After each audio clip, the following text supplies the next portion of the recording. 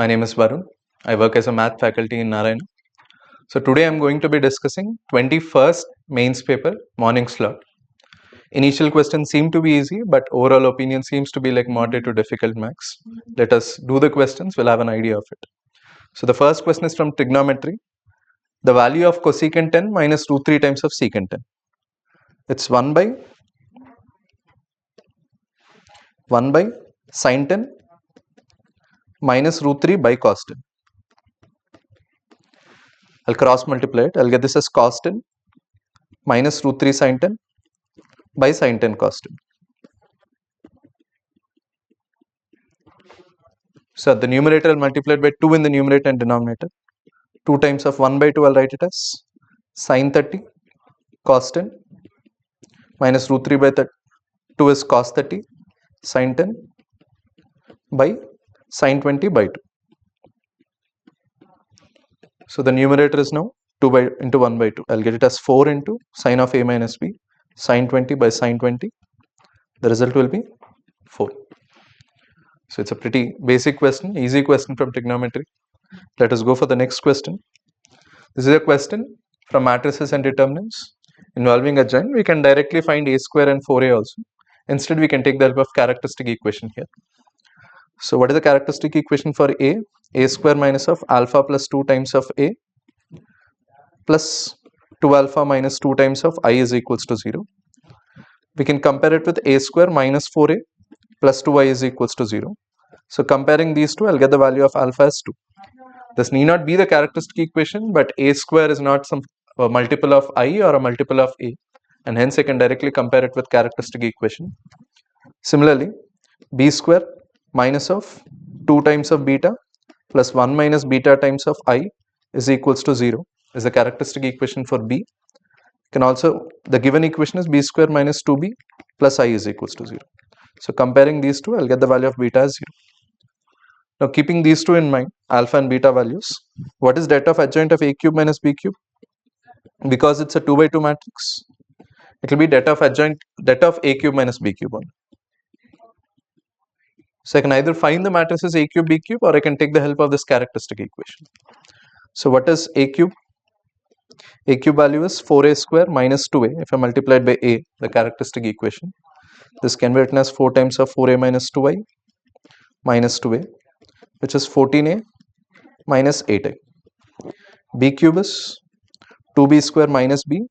B square I can again write it as 2 times of 2b minus I minus b, which is 3b minus 2i.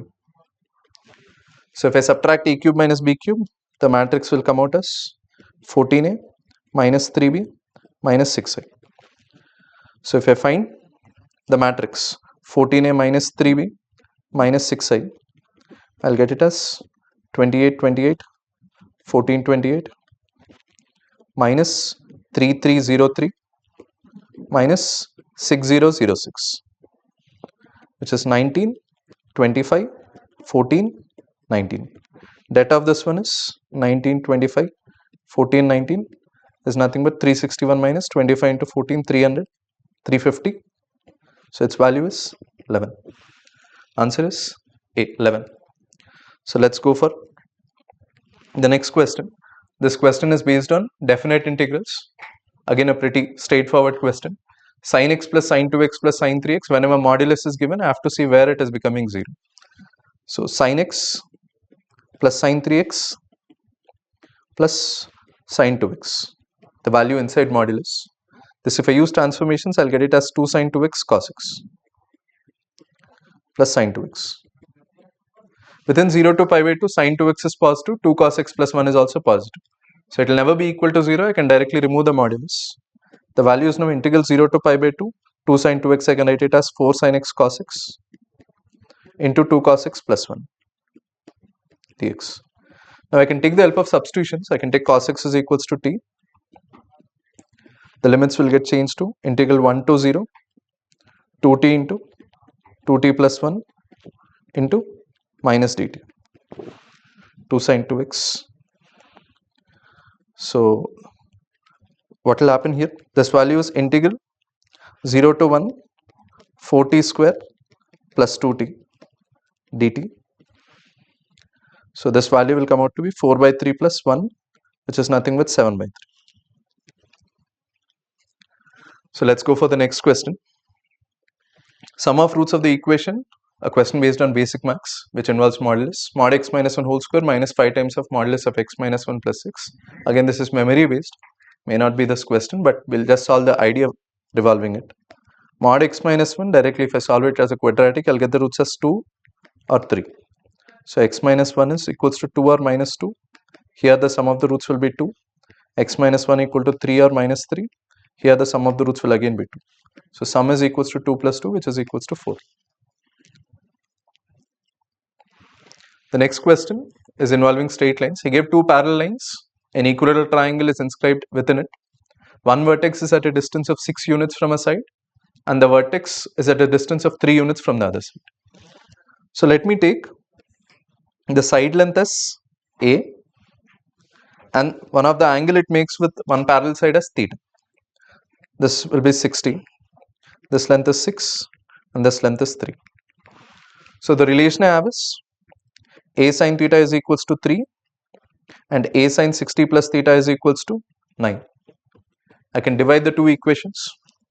Sin of 60 plus theta by sin theta is equals to 3. So if I simplify this, sin 60 cos theta, that is root 3 by 2 cot theta plus sin theta by 2 sin theta is equals to 3. So simplifying this, I'll get cot theta value as 5 by root 3. 3 minus 1 by 2 into 2 by root 3. What is the value of sin theta in that case? I can use the triangle rule. I'll get it as root 3 by 28.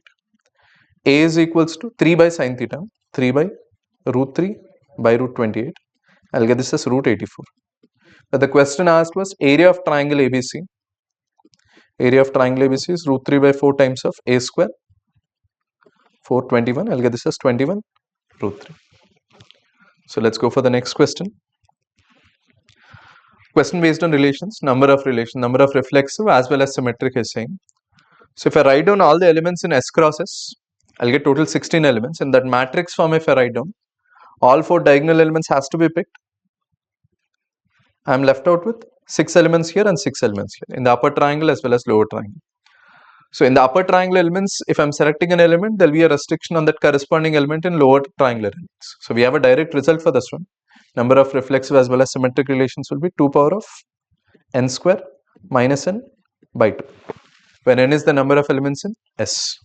So the result for this one is 2 power 4 square minus 4 by 2, which is 2 power of 4 into 3 by 2, which is 2 power 6, which is equals to 64. So let's go for the next question. Differential equations question. It's not based on first order linear, but we can directly separate the variables here. It is 1 plus x square into dy, a dy is missing here, 1 plus x square into dy plus 1 minus tan inverse x into dx equal to 0. If I separate the variables, dy plus 1 minus tan inverse x by 1 plus x square dx is equals to 0. So if I integrate it on both sides, y plus integral dx by 1 plus x square is tan inverse x minus integral tan inverse x by 1 plus x square. If I take tan inverse x as t, dx by 1 plus x square is dt. So integral t dt is t square by 2 minus tan inverse x whole square by 2 is equals to c, integration constant. To find the integration constant, I'll substitute x is equals to 0 and the value of y as 1. So I'll get c is equals to 1 because these two are 0 at x equal to 0. So now I have to find y of 1. I have to substitute x is equals to 1. Y plus pi by 4 minus pi by 4 whole square by 2 is equals to 1. So I'll get y as 1 minus pi by 4 plus pi square by 32. So yeah, this is a question from involving increasing decreasing functions as well as the quadratic part. So quadratic is given as f of x into m square minus 2m into f dash of x plus f double dash of x is equals to 0. It has equal roots, so we'll just apply that condition. Discriminant is equals to 0. F dash of x whole square is equals to 4 f of x into f double dash of x. So from this we can generate f dash of x by f of x is equals to f double dash by f dash. We can integrate it on both sides. ln f of x mod will come, but we'll neglect that for time being, is equals to ln f dash of x plus c. So f of x by f dash of x is some constant. How will I find that constant? F of 0 and f dash of 0, two values are given. I'll substitute x is equals to 0. ln 2 is equals to ln 1 plus c. C value will be ln 2. So I'll get f dash of x by f of x is equals to 2. Again we can integrate it. It's in the form of dy by dx minus 2y is equals to 0.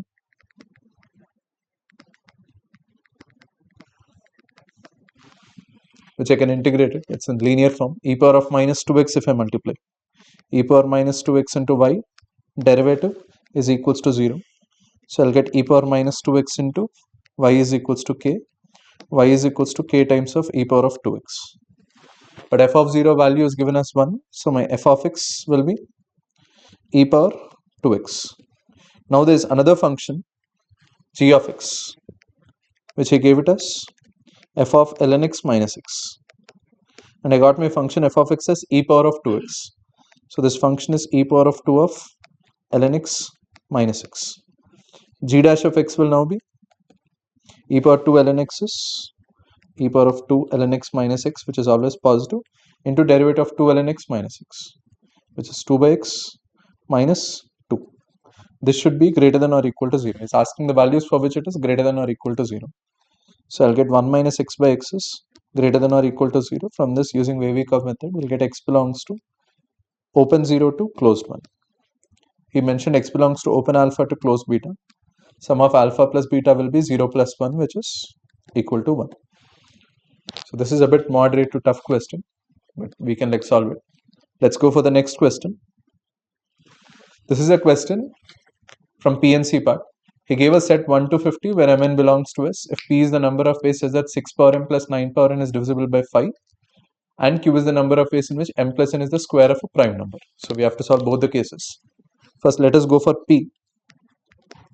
P is saying 5 plus 1 whole power of m plus 10 minus 1 whole power of n should be divisible by 5.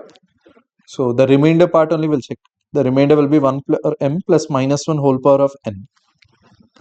So this value will always be 1. For it to get cancelled, n value should be odd. So in how many ways I can pick it? The number of ways of picking m is 50. M and n can be equal also, but n should be only odd. So n can be chosen from 1, 3, 5 and so on up to 49. 25 odd numbers will be there. 50 into 25, this is 1250.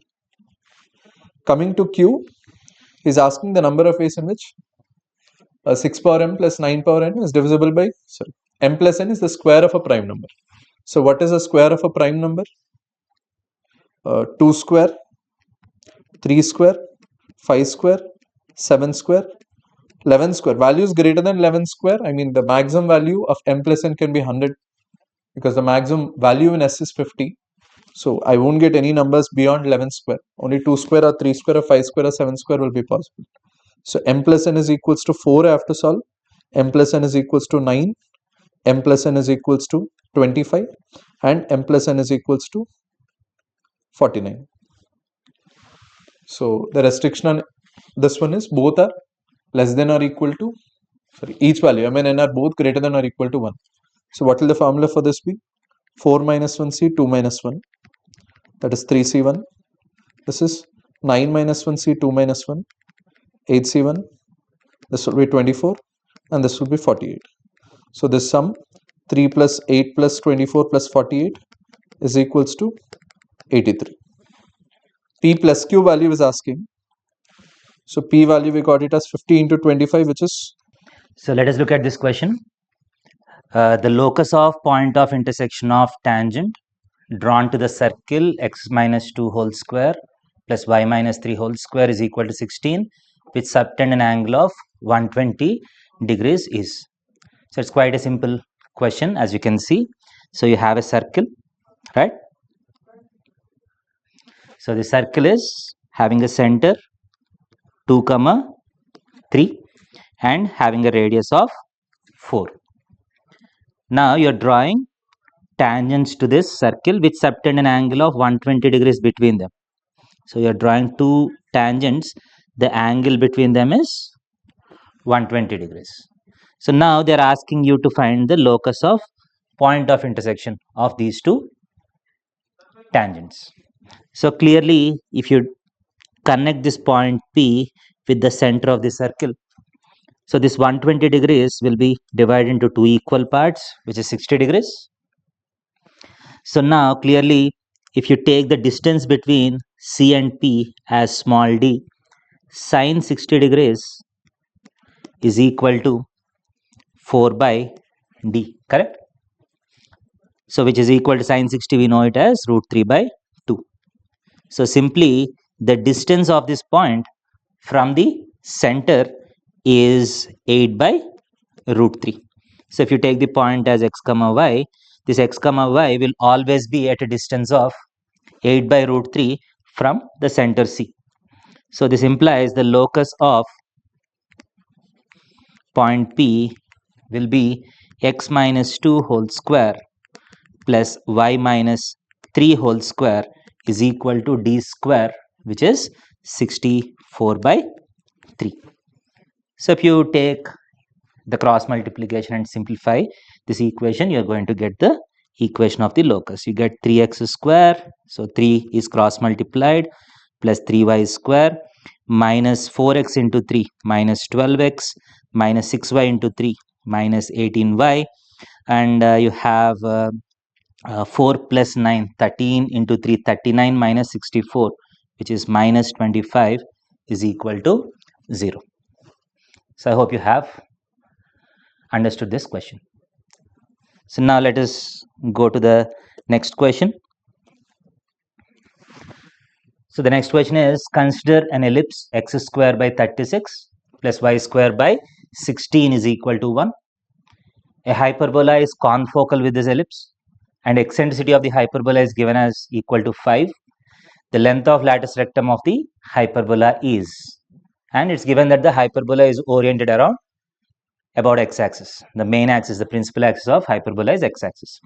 So if you can assume the hyperbola as x square by a square minus y square by b square is equal to 1. There are two unknowns. So to find these two unknowns, two informations are given. So the first information is that the ellipse and the hyperbola have same focus. That means a square e square of ellipse should be same as a dash square e dash square of hyperbola. Okay, so this implies, so if you apply this condition, so you get 1 minus 16 by 36 into 36 of the ellipse is equal to 1 plus b square by a square into a square. So which implies you get a square plus b square is equal to 20. This is the first condition. So next condition is that the eccentricity of hyperbola is 5. So e square of hyperbola is 25, which is nothing but 1 plus b square by a square. So which is implies 25 is equal to a square plus b square by a square, and a square plus b square we have already found it as 20. So this gives you a square is equal to 20 by 25 or 4 by 5. So a square plus b square is 20. So b square is equal to 20 minus 4 by 5, which is 96 by 5. So you got a square as well as b square. So what is the length of latus rectum? Latus rectum is 2b square by a, right? 2b square by a, which is equal to 2 into 96 by 5 by a is 2 by root 5.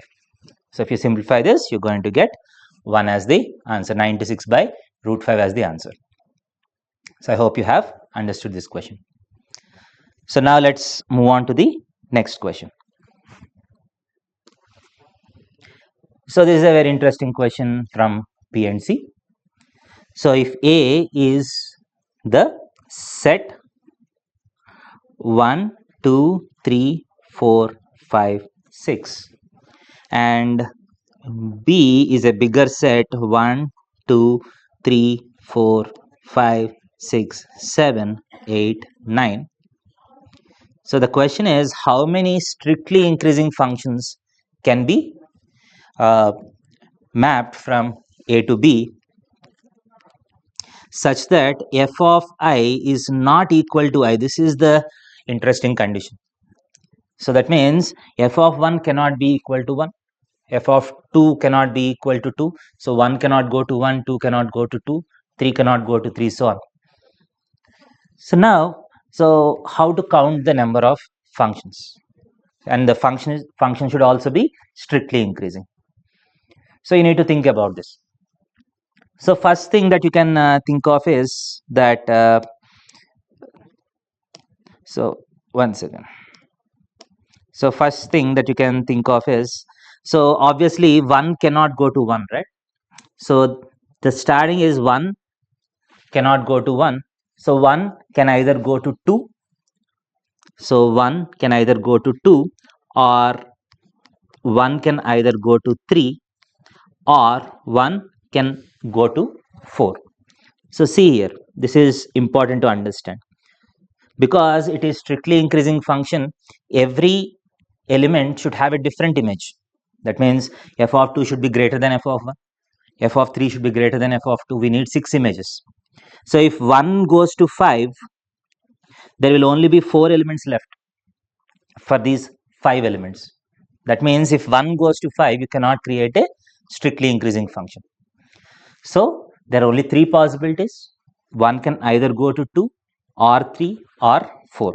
So I hope you have understood the first thing.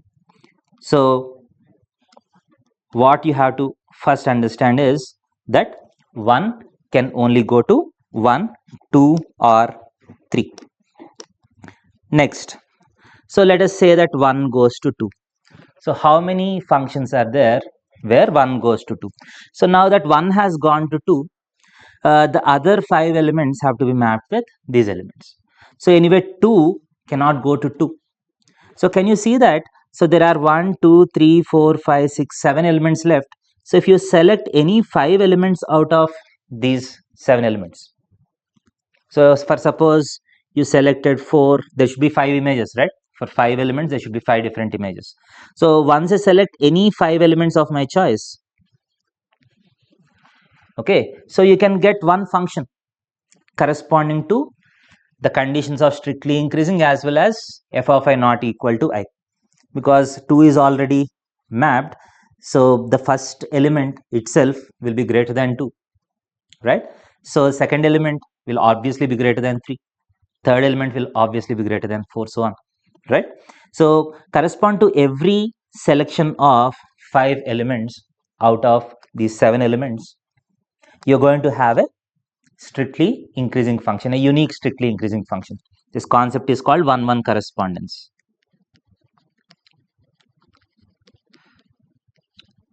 So correspond to every strictly increasing function that you make, you get a selection of 5 elements from these 7 elements, and correspond to every selection of 5 elements out of these 7 elements, you are going to get a strictly increasing function, a unique strictly increasing function.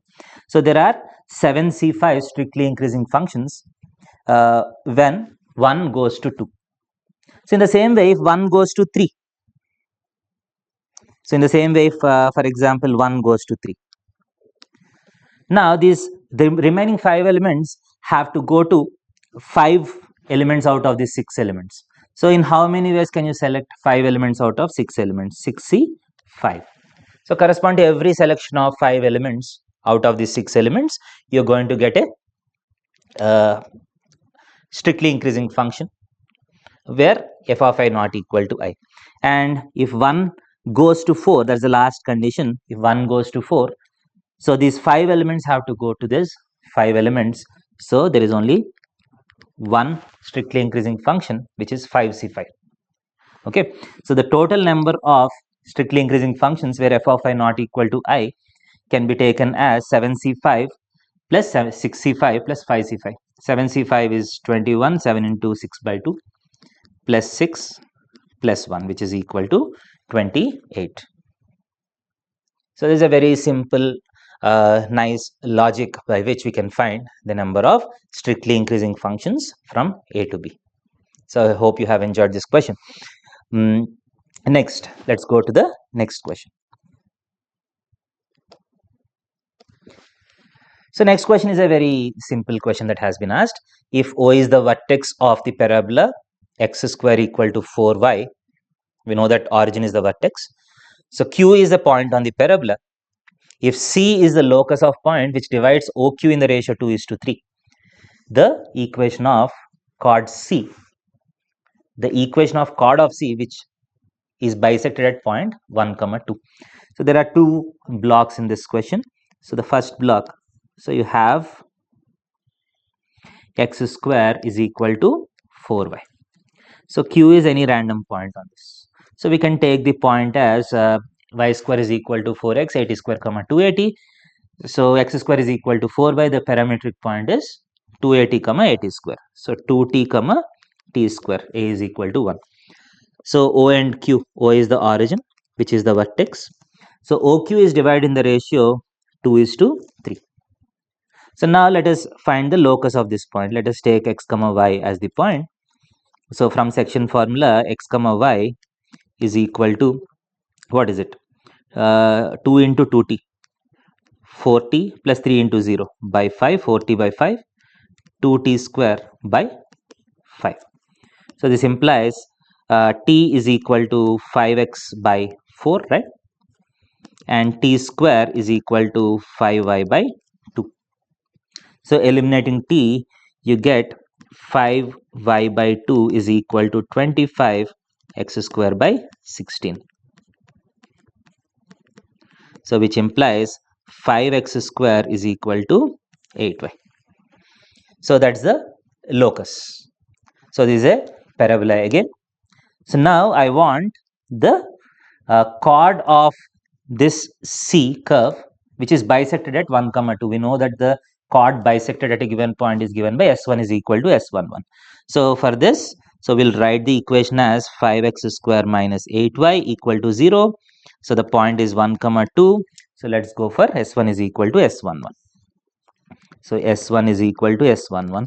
So which is 5 times x square replaced by xx1 minus 4 times y2y is replaced by y plus y1 is equal to 5. S11 is complete substitution of 1, 2 minus 16. So 5x minus 4y is equal to minus 3. So 5x minus 4y plus 3 is equal to 0. So the third option is the correct answer. So this is one of the easy questions that have been asked in this shift. So let's go for the next question. This is also slightly easy type. So f of 3 is equal to 18, f dash of 3 is equal to 0, f double dash of 3 is equal to 4. You're asked to find limit extends to 1.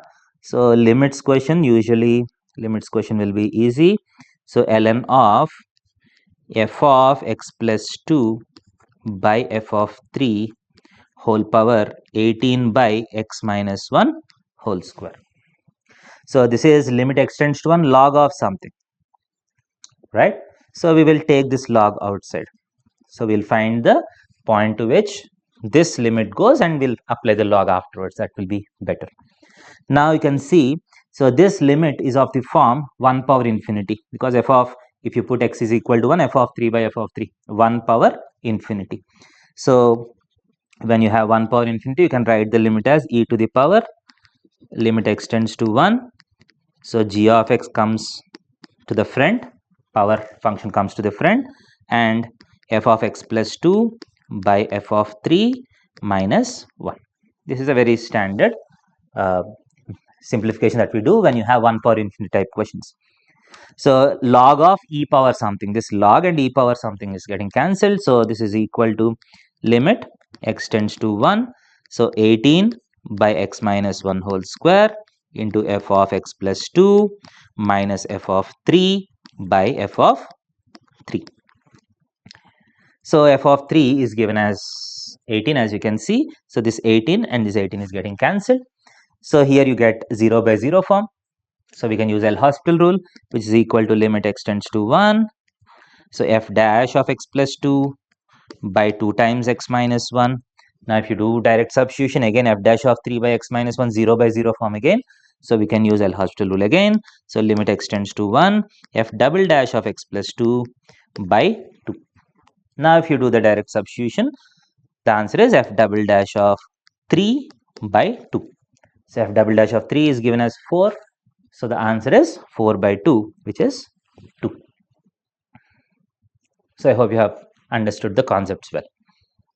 So next, let's go to the next question. So the next question is this. Find all the points on the curve y is equal to x cube minus 3x plus 1 where the tangent passes through 1, 2. So actually the question is not find all the points, it's like the number of points. Okay, the question is given as the number of points on the curve. So the number of points on this curve where tangent passes through 1, 2. That means it's like this is a cubic curve. So you can, let me just draw some random cubic like this for some cubic. So how many points are there from which when tangent is drawn, it passes through 1, 2. Assume that 1, 2 is this point. So how many tangents are there? That's the question. So how many tangents can be drawn from 1, 2 to this curve? So this is a question based on the concept of tangents from external point. So how do we solve the tangents from external point question? That's you have a direct process for this. So from 1, 2. Okay. So we'll say that let us take a random point on the curve. So this will be of the form t comma. So if you take a parametric point on this curve, t comma t cube minus 3t plus 1 is a random general parametric point. Okay. So from this, if you draw a tangent, let us say that it passes through 1, 2. Right. So let us do the differentiation of this. Dy by dx is equal to 3x square minus 3. So slope of tangent at this point when x is t is 3t square minus 3. That's the slope of tangent. So let us write the equation correspond to this. So 3t square minus 3 is equal to y2 minus y1 by x2 minus x1. It has to be equal to the slope. So t cube minus 3t plus 1 minus 2, which is minus 1 by t minus 1. So if this tangent has to pass through 1, 2, this equation has to get satisfied. So let us simplify this and see how many roots are there to this equation. So you get t cube minus 3t minus 1 is equal to 3t cube minus 3t minus 3t square plus 3. So minus 3t is getting cancelled. You're getting 2t cube minus 3t square plus 4 is equal to 0. So now you have to find how many roots are there. Cubic equation cannot be solved as such. There are no general methods. So we'll have to do some hit and trials or curve sketching type of exercise. So if you take this as the function, so let us take the function y is equal to 2x cube minus 3x square plus 4, and let us try to see how many times this curve meets x-axis. The number of solutions of f of x equal to 0 is same as the number of points where y equal to f of x cuts x-axis. So if you take dy by dx is equal to 6x square minus 6x equal to 0, you get x is equal to 0, 1. That means the turning points are 0 and 1. So if you try to draw the graph of this, okay, at 0 and 1, there are turning points. F of 0 is 4, that means it passes through 4 here. Okay, so it passes through 4 here. And f of 1, if you see, if you put x equal to 1, 2 minus 3 plus 4. 6 minus 3 is 3. So it is 3 here. So the graph will be like this, right? So how many times? Okay, how many times the graph will cut x-axis? One time, right? So the number of solutions is equal to 1. So how many points are there? There is only 1 point, right? So now let's go to the next question. So the next question is area enclosed by x square plus 4y square less than or equal to 4, y is equal to mod x minus 1, y is equal to 1 minus mod x. So curve sketching. So let us first draw the ellipse, right? So x square by 4 plus y square less than or equal to 1. So inside the ellipse, so the ellipse is like this, right? So major axis 2 minus 1 plus 1. Next, y is equal to mod x minus 1. So y equal to mod x minus 1, mod x graph gone down by 1 unit, right? This is y equal to mod x minus 1, right? So y is less than mod x minus 1, that means below this curve, right? And y is greater than 1 minus mod x, y is equal to 1 minus mod x, y equal to 1 minus mod x will be slightly, so minus mod x curve, y equal to minus mod x have gone upwards by 1 unit. So y is greater than 1 minus mod x, that means above this curve. Okay, so inside the ellipse, below the first curve, above the second curve. So they are talking about this area. Okay, so by symmetry we can say that this area is 4 times the single area. So area is equal to 4 times. So to find this area, I am going to find the intersection point. Okay, so what is this? This is y is equal to, right? Y is equal to x minus 1, right? So this curve is y is equal to x minus 1 and x square plus 4y square is equal to 4. So let us solve this. X square plus 4 times x minus 1 whole square is equal to 4. So 5x square minus 8x is equal to 0. So x is equal to 0 or 8 by 5. So this point x coordinate is 8 by 5. So y coordinate is 1 minus mod x, which is 3 by 5. So this point is 8 by 5 comma 3 by 5. So you have a triangular area and you have a elliptical area. So area is 4 times triangular area. I'm trying directly doing half into base into height. Half into, because it's a 45 degrees triangle, right angle isosceles triangle, height is 3 by 5. So base is also 3 by 5. So half into base into height plus integration 8 by 5 to 2. So this curve is root of, so x square plus 4y square is equal to 4. Y square is equal to 4 minus x square by 4. So y is equal to root of 4 minus x square by 2 dx. So this is of the form, so 2 times, so 18 by 25 plus 1 by 2 times integration 8 by 5 to 2 root of 4 minus x square dx. So this is of the form root of integration of root of a square minus x square dx. So you have a direct formula for this, x by 2 root of a square minus x square plus a square by 2 sine inverse of x by a. So just apply this formula and get the answer. So you will, if you apply this formula and try to solve the, do the calculations, you're going to get the answer as 4 sine inverse 3 by 4 minus 6 by 5. So the calculations are quite easy. You can just plug in the numbers and get the answer. So let's go to the next question. So the next question is, find the sum of rational terms of 2 plus root 3 whole power 8.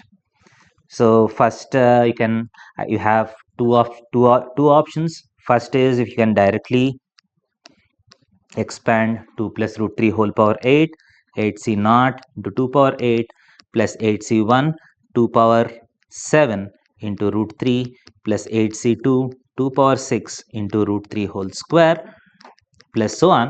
You can see that one term is rational, the other term is irrational. So half of the terms are rational. So you just have to write the rational terms and add them. So rational terms will be 8c naught 2 power 8 plus 8c2 2 power 6 into 3 plus 8c4 2 power 4 into 3 square plus 8c6 2 power 2 into 3 cube plus 8c8 3 power 4. So you just have to do the calculation correspond to this, you get the answer. Otherwise, you can go for this also. So 2 plus root 3 whole power 8 plus 2 minus root 3 whole power 8 by 2 is going to be the sum, right? because if you write 2 minus root 3 whole power 8, you get alternate plus minus. If you add them, you're going to get the sum of these terms. But how to find 2 plus root 3 whole power 8? So one of the way is you can go for squaring. 2 plus root 3 whole power 8 is 7 plus 4 root 3 whole power 4. Again, 7 plus 4 root 3 whole power 4 is 49 plus 48 plus 56 root 3 whole square, right? Which is 97 plus 56 root 3 whole square. And again, if you square it again, this is 97 square plus 56 root 3 whole square plus 2 into 97 into 56 root 3, right? So the corresponding terms which are in the second term is nothing but 97 square plus 56 root 3 whole square. Yeah. Hello students, today we will be discussing JEE Mains Shift 1 paper. So these are few questions we are going to discuss now, and this question is from chapter complex number. So x square plus x plus 1 is equal to 0. So you might have practiced this one.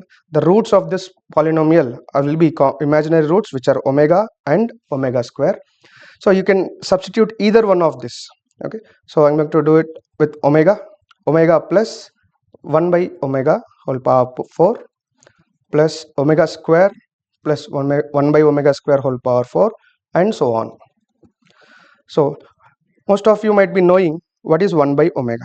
So we all know the concept used here will be omega cube is equal to 1. From there we can write omega can be expressed as 1 by omega square. So this gives us like omega plus 1 by omega, we can replace it with omega square whole power 4, and omega square plus 1 by omega square can be written as omega power 4, and so on. You can keep doing this till the end. X power 25 omega power 25 plus 1 by omega power 25, which will be 1 omega square. So, and now this can be translated. What is 1 plus omega square? The most important relation of cube roots of unity. 1 plus omega square will be equal to 0. So from this we can replace omega plus omega square with minus 1. So this will be minus 1 power 4, and this will also be minus 1 power 4. And when there is a multiple of 3, you can clearly see omega cube is equal to 1. So this third part will be 1 plus 1 whole power 4, and interestingly this will keep on going till the last part. So the last part will be omega plus omega square. So this will be 1 plus 1 plus 16, and so on. So students, this pattern keeps repeating after periodicity of 3. As you know, omega cube, omega power 6, omega power 9, these all values will give you 1. So how many parts of 3 are here? 1 plus 1 plus 16, and so on. So it goes till 25, which means 1 here, 2, 3, 4, 5, 6, and if you see how many parts you're going to get. So this one 16 plus 1 plus 1 into 8 plus, now there is one more thing, so which is 1 plus 1. So there will be 1, 2, 3, 4, 5, 6, and so on. This goes on till 22, 23, 24, and the remaining thing will be 25. Omega plus omega square, which is once again minus 1 power 4, which is 1. So we're going to get 1 here plus 1. So 16 plus 1 plus 1, 18 into 8 plus 1. So 18 into 8 is 144 plus 1, which will be 145.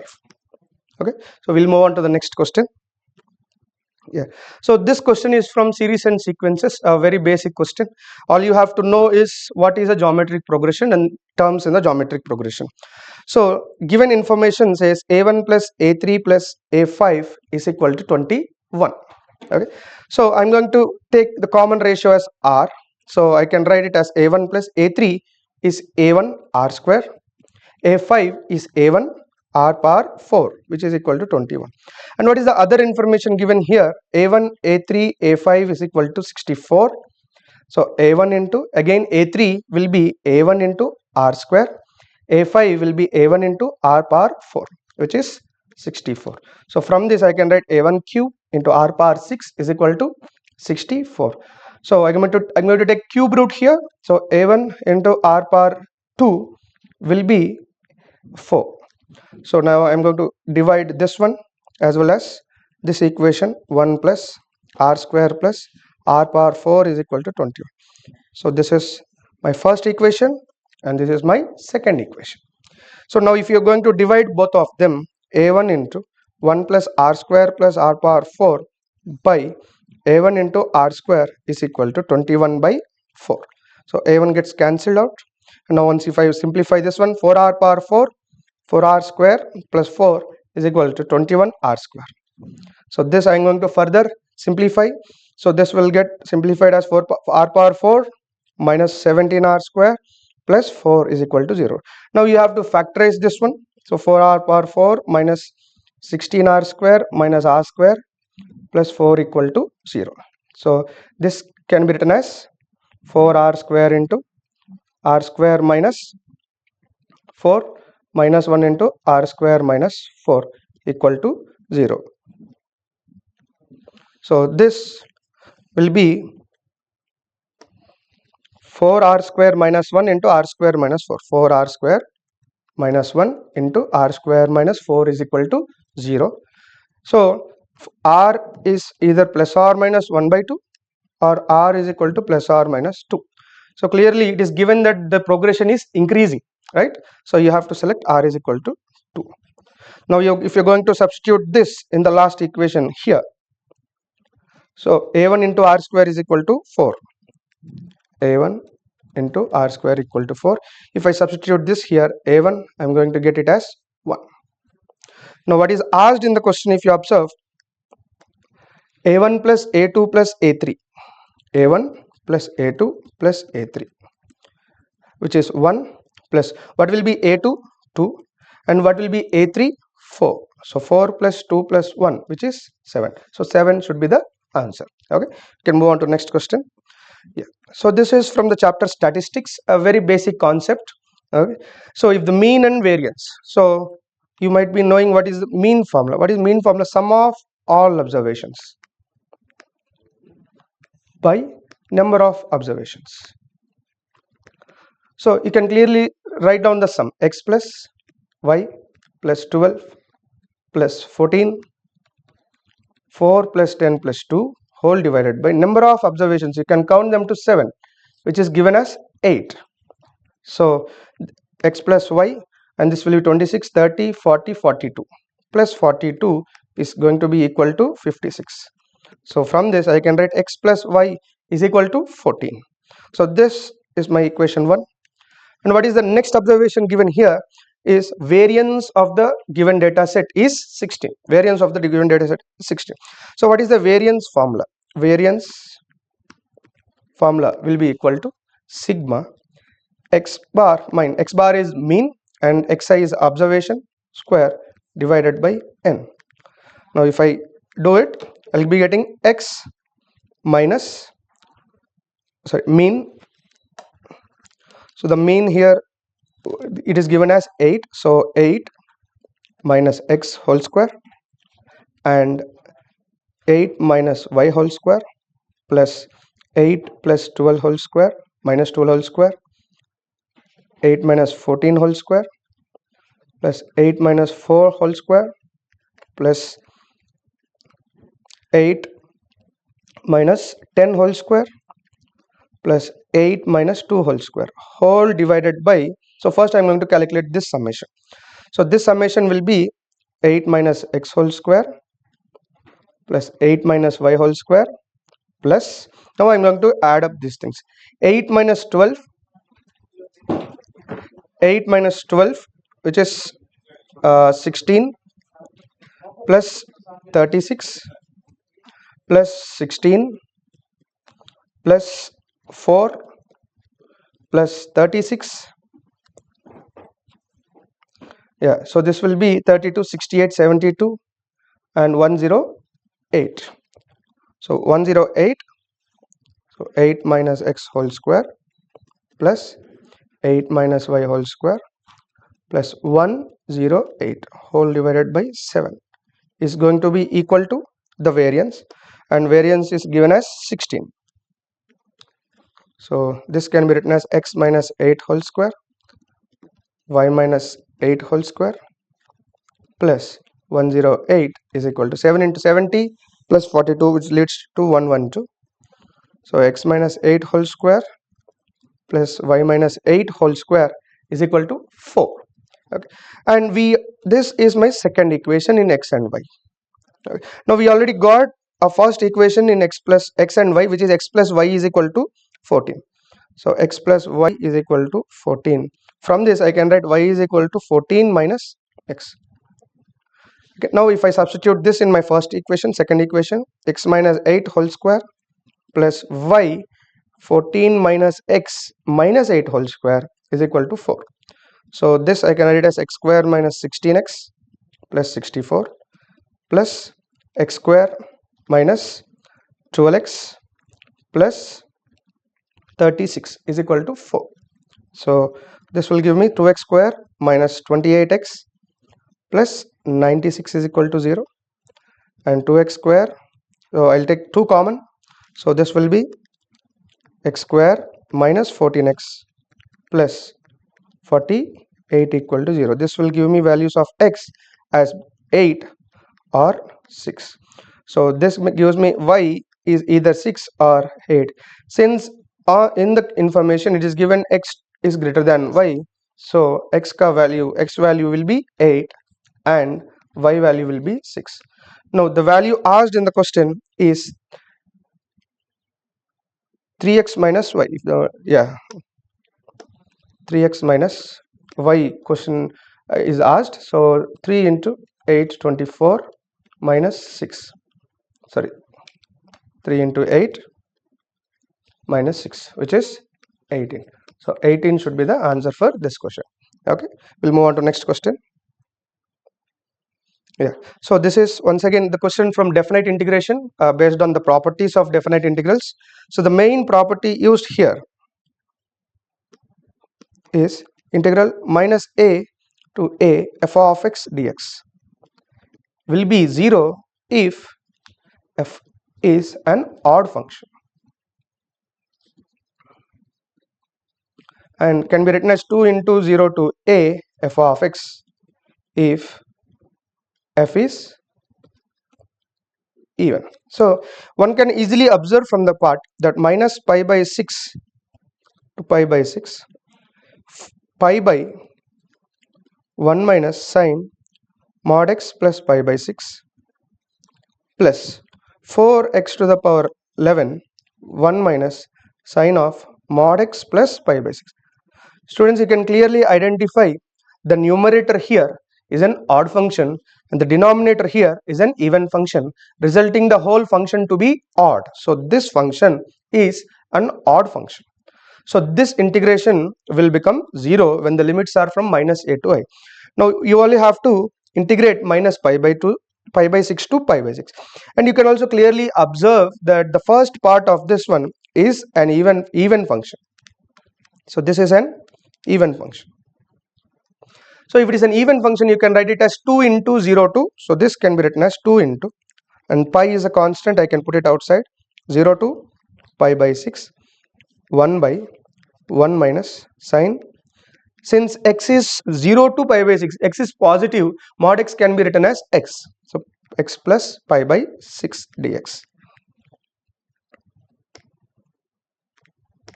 Yeah, so the integral value will be 2 pi into 0 to pi by 6 1 by sine, 1 by sine 1 minus sine x plus pi by 6, 1 minus sine x plus pi by 6 dx. Okay, so this can be integrated as 0 to pi by 6. I can rationalize, I'll just multiply with 1 plus sine x plus pi by 6 by 1 minus sine into 1 plus sine will give me cos square x plus pi by 6 dx. So now you're going to split the fraction. Okay, so 2 pi into 1 by cos square will be secant square x plus pi by 6 plus, and sin by cos square will be secant x plus pi by 6 into tan x plus pi by 6 from limits 0 to pi by 6. Now what is integration of secant square x plus pi by 6? It will be tan x plus pi by 6, tan x plus pi by 6 plus the integration of secant x plus pi by 6 and tan x plus pi by 6, integration of secant x and tan x, which is secant x. So secant x plus pi by 6 are limits from 0 to pi by 6. So you're going to substitute the limits. 2 pi into, if you substitute pi by 6 plus pi by 6 is pi by 3, tan pi by 3 will be root 3 plus pi by 6 plus pi by 6, pi by 3, secant pi by 3 is 2 minus, when you substitute 0, tan pi by 6, what is tan pi by 6? 1 by root 3, and secant pi by 6 will be 2 by root 3 plus 2 by root 3. So this 2 pi into root 3 plus 2 minus root 3. Cancel out. So what will be the answer? Answer will be 4 pi. Okay. So we can move on to the next question. Yeah. So next question is once again basic question from functions chapter, where we are asked to find domain of a given function. Okay. Sometimes it might be slightly lengthy, but you can definitely do such questions. Okay, if you are very good with the basic part. Okay. So how do you find the basic information you require to solve this question is what is the function of inverse trigonometric functions. Your sin x inverse x domain. What is domain of sin inverse x? It is -1 to 1. And what is domain of cos inverse x? -1 to 1. Okay. So now let me put in initially 2x square minus 3x plus 1 should be -1 to 1. This gives me two inequalities. First one, 2x square minus 3x plus 1 less than or equal to 1. So this gives me 2x square minus 3x less than or equal to 0. Now if we factorize this, x into 2x minus 3 less than or equal to 0. So this is 0 and this is 3 by 2 plus minus plus. So from this I can tell x belongs to closed interval 0 to open interval, closed interval 0 to 3 by 2.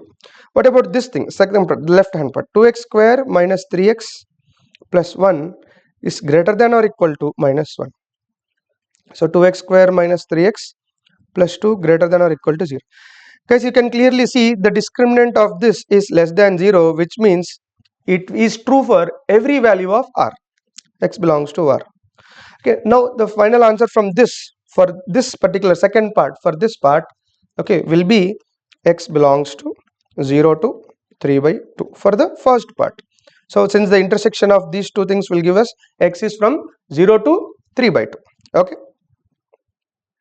So we'll move on to the next part, cos inverse 2x minus 5 by cos inverse 2x minus 5 by 11x minus 7. So again, once again, we're going to do the same thing. 2x, what is the domain of cos inverse x? You have to recall the basic definition. What is the domain of cos inverse x? Is once again -1 to 1.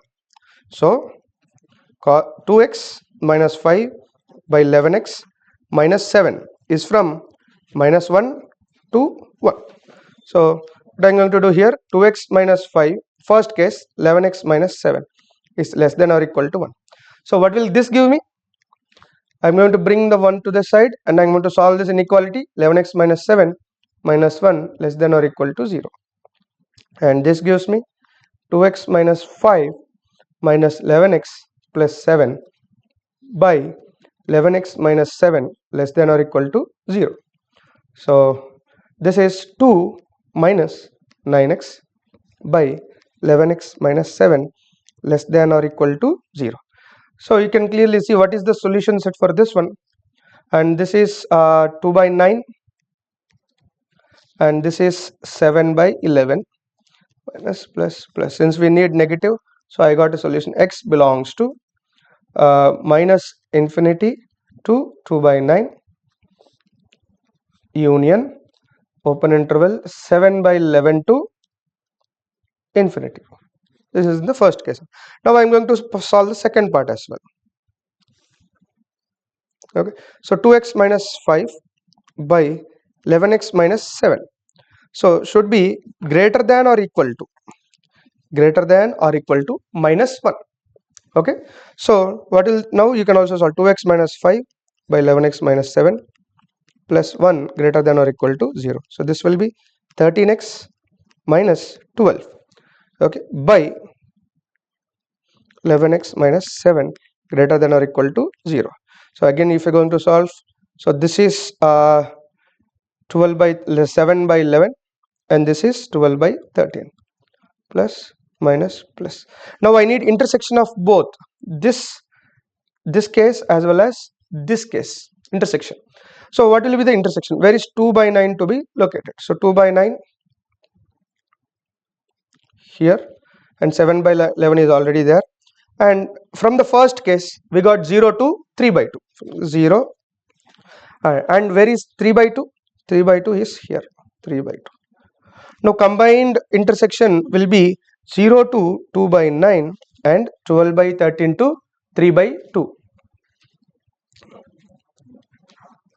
So the final solution of this one will be x belongs to 0 to 2 by 9 union 12 by 13 to 3 by 2. So we took the intersection of this case as well as the last case. What was the last case? We got answer x belongs to 0 to 3 by 2, and this one will be x belongs to 0 to this one. So what is asked in the question? So 0 to a, 12 by 13 to b.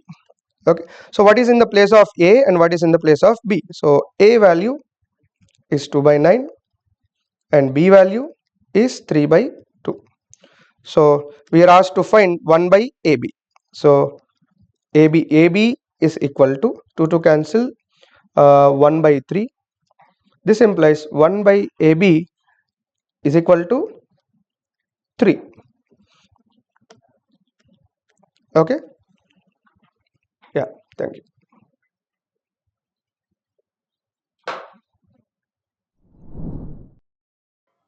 Hello everyone, welcome to Narayana Group. This is physics faculty from Narayana Group. From today's morning JEE Main Session, we have got some memory based physics questions. I will discuss those questions. So this question is based on logic gates. Here it is given NOT gate. This is also another NOT gate.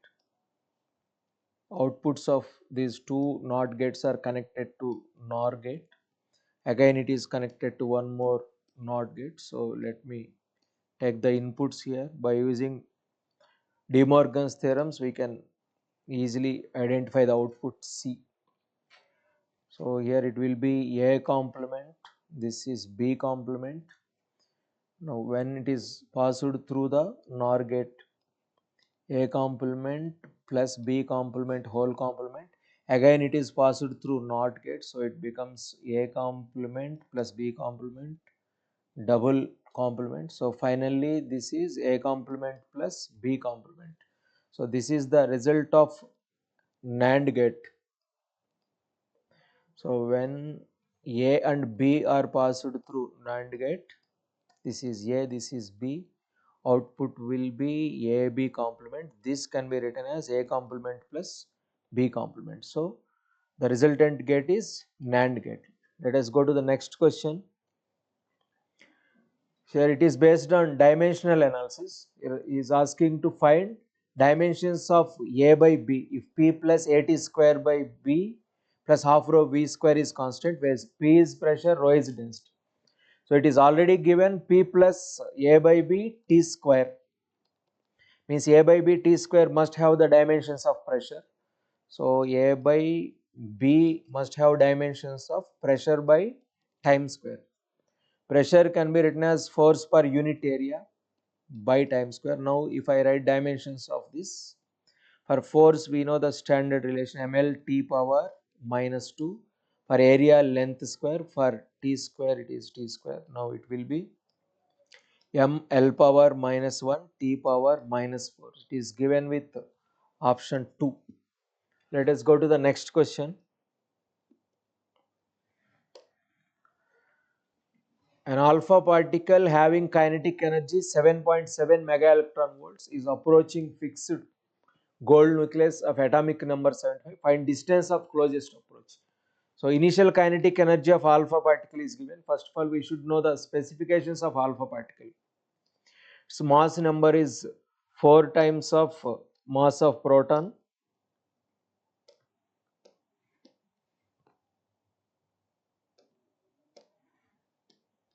Charge is 2 times of charge of proton.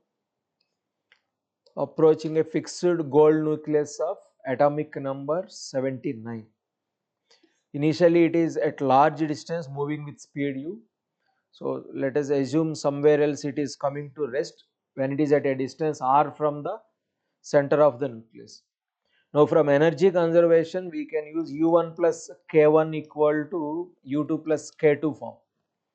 u1 is initial electrostatic potential energy of alpha particle and gold nucleus, that can be assumed as 0. Initial kinetic energy is associated with alpha particle, that is 7.7 mega electron volt. Final potential energy of system when it is at a distance r from center of nucleus can be written as 1 by 4 pi epsilon naught times q1 q2 by r square form. Let us say this is q1 q2 by r, not r square, plus kinetic energy of system is 0. From this we need to find the value of r. R is the closest distance of approach. The value of 1 by 4 by epsilon naught is 9 into 10 power 9. Q1 can be taken as 2 times of charge of electron. Q2 can be taken as 79 times of charge of electron by 7.7 mega electron volt. So let me simplify this. 9 into 10 power 9, 2 into 79 into 1 electron and E square mega electron volt can be cancelled. Then we left with 1.6 into 10 power minus 19 divided by 7.7 into 10 power 6. So if you go through its value, this is around 160. 9 into 158 by 7.7 into 1.6 into, now let me write the powers. 10 power minus 9 minus 19, it is minus 10, it will be 10 power minus 16. So roughly its value, this can be written as around 20. 20 into 1.6, it is 32. 32 into 9, almost to 2.7 something we will get. 32 into 9,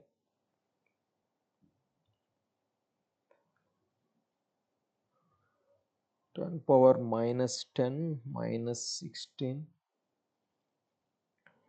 is of the order of around 300 we are getting, means 3 into 10 power minus 14 meters we are getting. I think no answer is matching exactly here, but this is the procedure for this question. Let us go to the next question. Here it is given an air-filled capacitor of capacitance C filled with dielectric K equal to 3 of width D by 3, where D is separation between the plates, the new capacitance. So general expression for capacitance of a capacitor partially filled with dielectric material can be written as, let us say it is of dielectric constant K, thickness T, D is separation between the plates. C is epsilon naught A by D, this is the original capacitance. Now after introduction of dielectric material, its capacitance C prime can be written as epsilon naught A by D minus T plus T by K, where T is given as D by 3 and dielectric constant K equal to 3. So let me rewrite it in terms of D.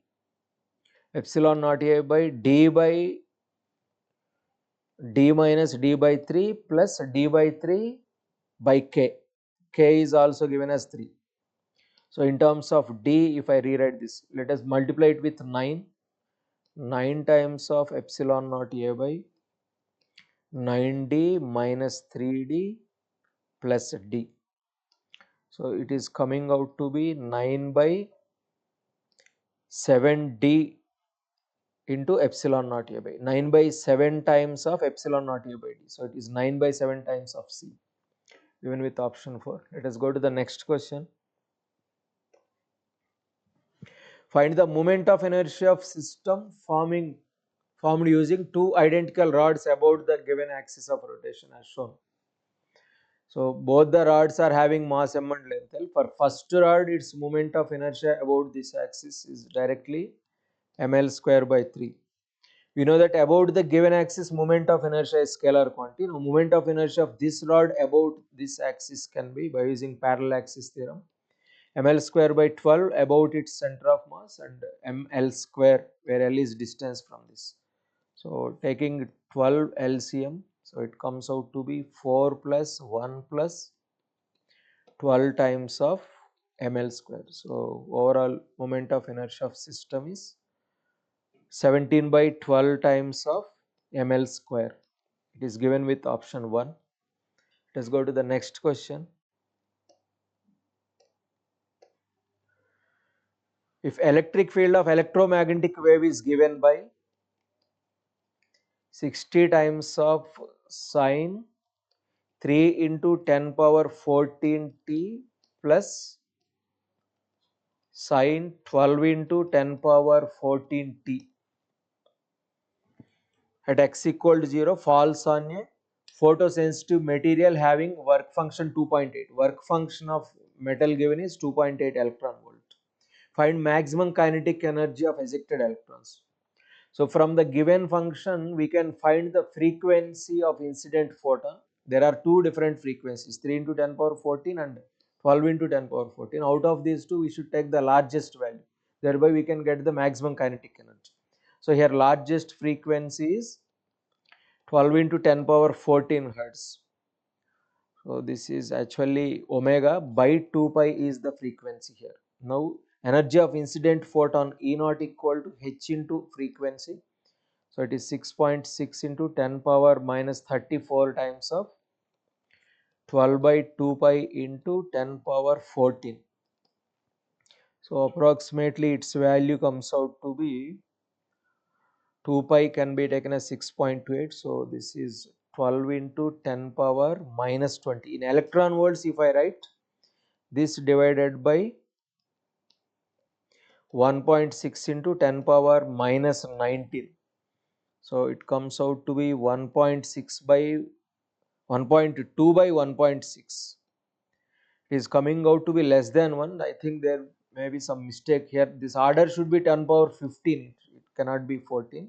Suppose if I make it 10 power 15, then it will be 12 by 1.6. So approximately it will be 7.8 electron volt. Then maximum kinetic energy of ejected electron will be 7.8 minus 2.8. So in this way we get 5 electron volts. So no answer is matching. There may be some mistake in the text here.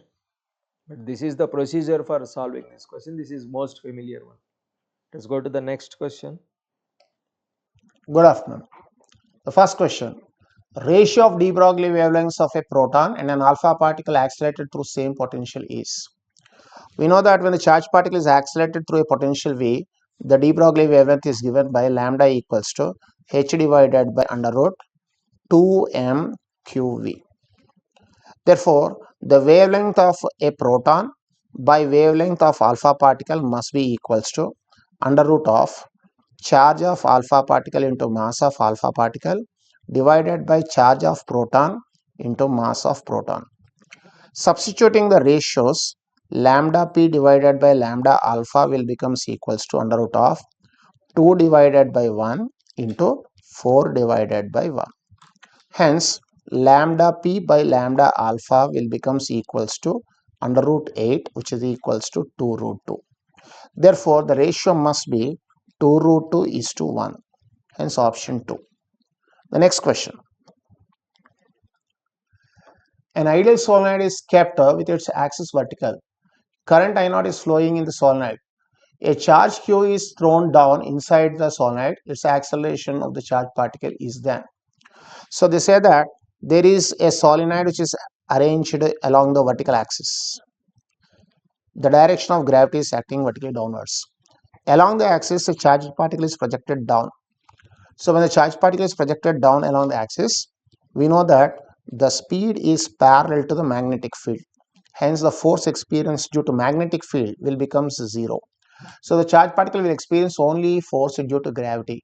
Therefore, the acceleration of the charged particle must be equals to g. Hence, the correct option is option 1. The next question. Wave propagates whose electric field is given by E bar equals to E naught sine omega t minus kx j cap. Find the direction of the magnetic field. So according to the given equation, the direction of propagation of the wave is along I cap. The direction of electric field is along j cap. You are asked to find out the direction of magnetic field. So the relation between the directions is given by C cap is equals to E cap cross B cap. Hence, B cap direction will be given by C cap cross E cap. So the direction of magnetic field will becomes equals to I cross J, which is nothing but K cap. Hence, it should be option 1. The next question. A point charge of 10 power minus 8 coulomb is placed at origin. Work done in moving a point charge 2 microcoulomb slowly from the point A 4, 4, 2 to a point B 2, 2, 1 is dash joules. So because the charge particle is moved slowly, the amount of work done by the external force should becomes equals to the change in potential energy. That must be equals to 1 by 4 pi epsilon naught q1 q2 into 1 by r2 minus 1 divided by r1. Hence, work done by external force should becomes equals to 9 into 10 to the power of 9 into 10 to the power of minus 8, which is q1, into q2 is nothing but 2 into 10 to the power of minus 6 into 1 divided by r2. The distance of the point B from the origin will be 3 units minus 1 divided by the distance of point A from the origin will be 6 units. Solving this will get the amount of work done will becomes equals to 3 into 10 to the power of minus 5 joules, which is nothing but 30 into 10 to the power of minus 6 joules. Hence, it must be option 2. Hello everyone. So JEE Mains 2026 session has started. Today on 21st of January, first lot paper for chemistry we are discussing here at Narayana YouTube channel. I am Neha Joshi and let me start discussing this first question which was of organic. So just see this question. Here it is given this A is being reduced by hydrogen platinum and we have this particular compound here, right? This compound in which we see one benzene is still intact whereas one side ring has been reduced to cyclohexane type structure, right? Whereas the second reaction down seems to be of oxidation as hot alkaline KMnO4. So I guess all of you must be remembering that whatever is the alkyl derivative attached to benzene here, if we treat it with hot alkaline KMnO4, this entire will be oxidized to carboxylic acid. Though there are certain conditions when it will not be oxidized, but not relevant for this particular question, as with the given options, they are all sp3 carbons attached to the benzene ring, right? So if you see here, benzene ring is there, side chain is sp3, and there is a pi bond which will be reduced in the first reaction, hydrogen platinum to cyclohexane. Appropriate. Second, I cannot take because there is nothing to be reduced by hydrogen platinum, so this is not a valid option. Third and fourth, we will leave just by seeing those options, as none of the ring is given as benzene, so the answer for this particular question should have been answer 1. Correct? Let's move to next question. Given below are two statements. Arginine and tryptophan are essential amino acids. Now, this is a question which is directly from NCERT. If you would have read the NCERT amino acid table, clearly these two amino acids have been given as essential amino acid in NCERT. Glycine does not have any chiral center. Again, it is the smallest amino acid and there is no chiral center in glycine. So what we found is both first statement is true and second statement is true. So looking at these, both statement 1 and statement 2 are correct options. So first again is our choice. Moving to third question. It says benzene is made to react with concentrated HNO3 and concentrated H2SO4. This is known as nitrating mixture. Nitrating mixture is used to introduce NO2 group. So the reaction starts with nitrating mixture. A has to be nitrobenzene. This is our A. It is reduced with tin and HCl.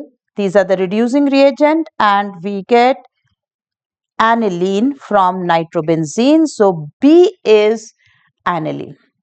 Now this B is treated with acetic acid anhydride CH3COCO-CH3. So acetylation reaction, which is also used for masking of aniline, is carried out. C is acetanilide. Again nitration is done. Now N here is still activating and orthopara directing for this ring in C, and again nitration is done. As a result, we will have here NO2 because again nitrating mixture is introduced. So this D here is para-nitroacetanilide. Now after this they have given H plus and water. Now see NHCOCH3. Now this is certainly a memory based question, so we are not very sure that whether it is actually going to be acidic medium, or when final prints or final papers NTA will release, then we'll be more sure of whether the conditions were acidic or basic. Assuming that if it is acidic, then the products will be NH3 plus NO2 and acetic acid. If it is basic, then definitely we can say it is going to be NH2, NO2 and acetate. Now as they have said that find, let me read out the question again, percentage of nitrogen in E. Now based on the medium, I have two choices of E if the conditions are basic. Okay, if the conditions are basic, I'll take molecular weight of E to be 138, and if the conditions were acidic, then molecular weight of E will be 139. Percentage of nitrogen which is being asked will be 28 upon 138 or 139 into 100, though the range is not varying largely, right? In one of these we'll get answer as 20.10 and in another one we'll get somewhere around 20.29, and as we are asked to fill to the nearest integer, so definitely we'll fill in both cases answer to be 20. So it will be undisputed and we'll have answer 20 in both the cases, whatever is asked in the question. Let's move to the next question. Observe the following reaction sequence. P, heat with ammonia, right? Now, when heat with ammonia, if it was not heated, I would have had ammonium salt, which is given in question number 2. As per NCERT, again, ammonium salt would have been formed if the heat is not given. But if heat is given, then this ammonium salt, though formed, but will definitely be finally converted into amide, right? Bromine and KOH on amide is again one of the most important reaction for both JEE Mains and Advanced, which is Hofmann bromamide reaction. I hope all of you have read it and observe that this is one of the most important reaction and is repeated even in every session, right? In this session only, you might have it twice or thrice in the coming days. So Hofmann bromamide reaction. So P has to be carboxylic acid. By that logic, that P has to be carboxylic acid, still both 1 and 2 options could be in the race. But Q being ammonium salt in 2, so let's discard that option and choice of our answer should be first one. Okay, so answer is 1. Next, it's physical. So one of my colleagues will discuss the next question. Hello everyone. So this is a question based on principle of atom conservation. So we can apply principle of atom conservation on sulfur and we can write that the number of moles of sulfur is equal to the number of moles of barium sulfate.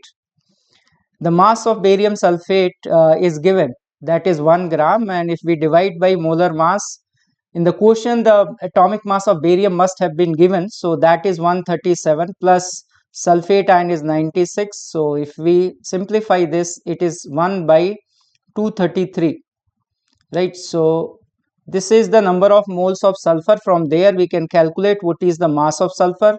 Atomic mass of sulfur is 32, so 32 divided by 233.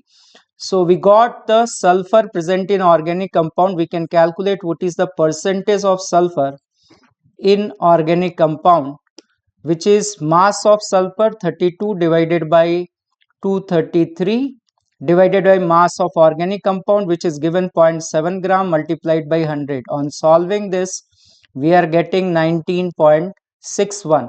So 1 should be the answer for this question. Moving to the next one. Two chemical reactions A and B, if the difference between their activation energy is 20 kilojoule at 300 Kelvin, determine ln K2 upon K1. K2 and K1 must be rate constant, and this question is not complete. They must given that the pre-exponential factor for both reactions should be same, then only we can solve this question. So we know that Arrhenius equation K is equal to A e to the power minus EA upon RT, right? So if the value of A will be same, we can directly write here that ln K2 upon K1 is equal to minus times of EA2 minus EA1 upon RT. Since in the question they are talking about the difference between the activation energy, difference of two numbers is always positive, so there is no meaning of this negative sign. So we can write that this is equal to 20 kilojoules, so 20 into 10 to the power 3. The value of R is given as 8.3 and the temperature is 300. So if we simplify this, we are getting this value 8.03, but we have to write the answer up to the nearest integer, so answer should be 8, right? So it's a simple question based on Arrhenius equation. Moving to the next question. So this is a question based on ediometry, 80 ml of organic compound. So if you go through the option given, it is a hydrocarbon, right? Otherwise, if the options contains oxygen also, then the method will change. You have to take the organic compound as CXHYOZ. But since here the options have all hydrocarbon, so we should start with CXHY as the hydrocarbon, which is gas. It is reacted with excess of oxygen. So oxygen, because we want to know about X and Y, that should completely react, then only we can know about it, and that implies that oxygen is present in excess amount. So if I try to write the balance reaction, X times of carbon dioxide in gaseous state at NTP, this water should be present in liquid state, so Y by 2 times of H2O. Here if we have to balance the oxygen atom, on the right hand side it is 2x plus Y by 2, so this is x plus Y by 4. So this is the balance reaction. Now this is limiting reagent, we have 80 ml of this. So when 80 ml of this hydrocarbon is going to completely react, initially the amount of oxygen given is 264 ml.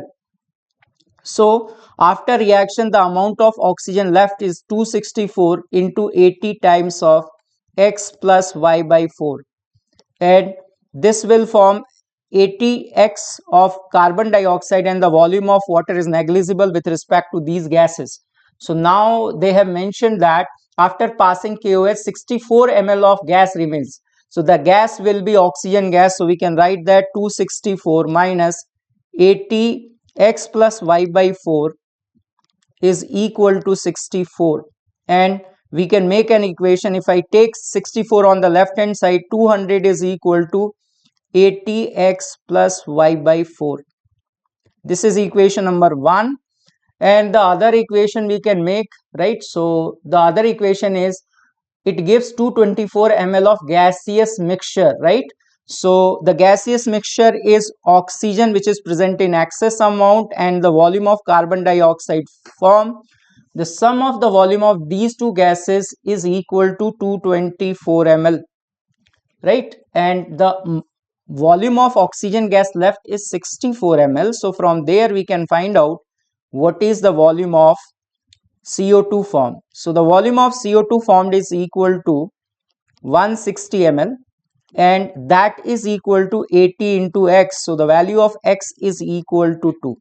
And when we put this value of x in this equation, from there we are getting that the value of y is equal to 2, and the answer will be 1. It is the answer will be C2H2, answer will be 2, right?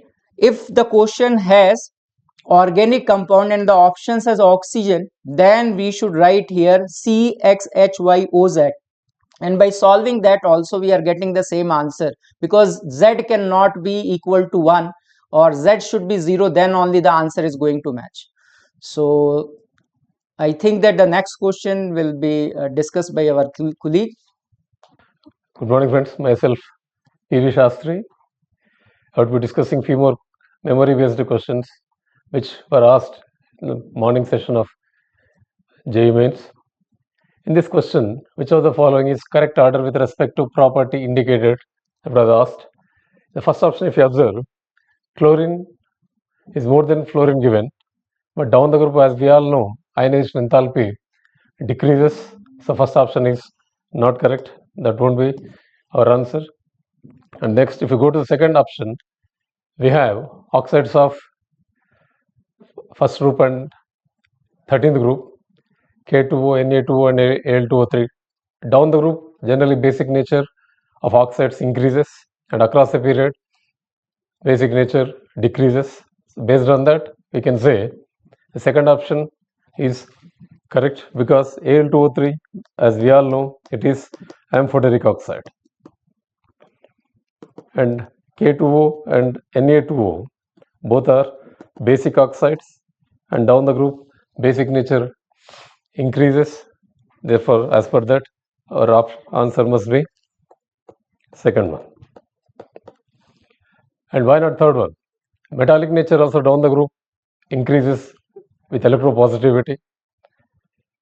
So with sodium and potassium, they are aligned, but they are not aligned with aluminum and magnesium. Magnesium is more metallic than aluminum. That is the reason why third option is ruled out, and fourth is none of this. So anyways,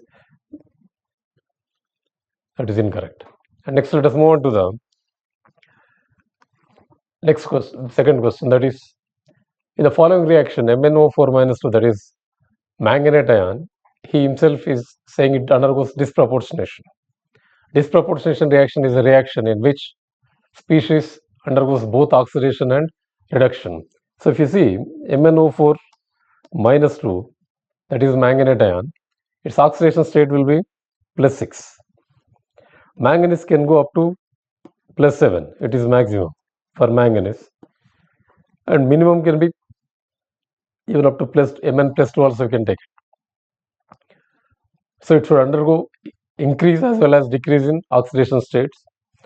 So MnO4 minus in acidic medium, it forms MnO4 minus, MnO4 minus 2. In acidic medium forms MnO4 minus plus MnO2 plus H2O as per NCERT. You can check this one. So if you balance this one, some 3 moles, this will be around some. But anyways, balancing is not important for us.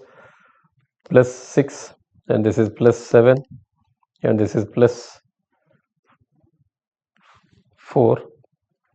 So plus 6 to plus 4, there is a decrease in oxidation state, and plus 6 to plus 7, there is increase in oxidation state. Therefore, our answer must be MnO4 minus and MnO2, which is option 1 only. Okay. And next, if we move on to the one more question. Here he gave certain pairs of oxides and is asking which one contains amphoteric oxides. And second statement is asking AlCl3, BH3, BeH2 and NO2 all have incomplete. You mean to say that all are incomplete octets. So if you observe these two statements, if we move on to the first statement, you know oxides of generally beryllium, tin, chromium, vanadium pentoxide, gallium, aluminum, zinc and lead. These oxides are amphoteric in nature. So in the given question, PbO, PbO2 is there, so it is amphoteric pair, I mean to say. SNO, SNO2 also amphoteric pair. But when it comes to germanium oxide and germanium dioxide, as per NCERT statement, you can clearly see that Gu is given as distinctly acidic and GO2 is acidic anyways. That is the reason why this is not amphoteric pair. That means statement 1 is incorrect. And when it comes to statement 2, AlCl3, BH3, BH2, NO2. AlCl3, aluminum is surrounded by 3 chlorines, so 6 electrons, it is incomplete octet. BH3, boron is surrounded by 3 hydrogens, 3 bonds, so 6 electrons. BH2, if you take vapor phase, B is bonded with 2 hydrogens, 4 electrons, so it is also incomplete octet. And NO2 is a species with odd electrons. So none of them are octets. As per that, statement 2 is correct, statement 1 is incorrect. Therefore, as per that, statement 1 is incorrect and 2 is correct. So fourth one will be the answer for us. And one more question, if you see, he gave resonating structures and is asking which is most stable. If you go by the rules of resonance, if you write various resonating structures of same species, the species with more number of covalent bonds will be more stable, or more number of pi bonds, you can say. More pi bonds, more is the stability, because formation of pi bond decreases the energy, therefore stability will increase. So as per that, first two options have 2 pi bonds. Third and fourth options have only 1 pi bond, so both are ruled out. So third and fourth directly we can eliminate based on the number of pi bonds. And now if you compare 1 and 2, in second structure, 2 like charges are adjacent. When 2 like charges are adjacent, repulsion will be more, energy of the system will be more, so stability will be less. And here positive charges are. Hello students, my name is Amit Tyagi and I'm just going to discuss few of the questions of today's morning shift. So see this first question. This is a unbalanced V-stone bridge So here, to solve this question, what you can do in this one, if you see here, this is a resistance of 1 ohm. The next one, that is a resistance of 2 ohm. Here, another resistance 2 ohm and 1 ohm resistance. And in between them, this is 1 ohm resistance.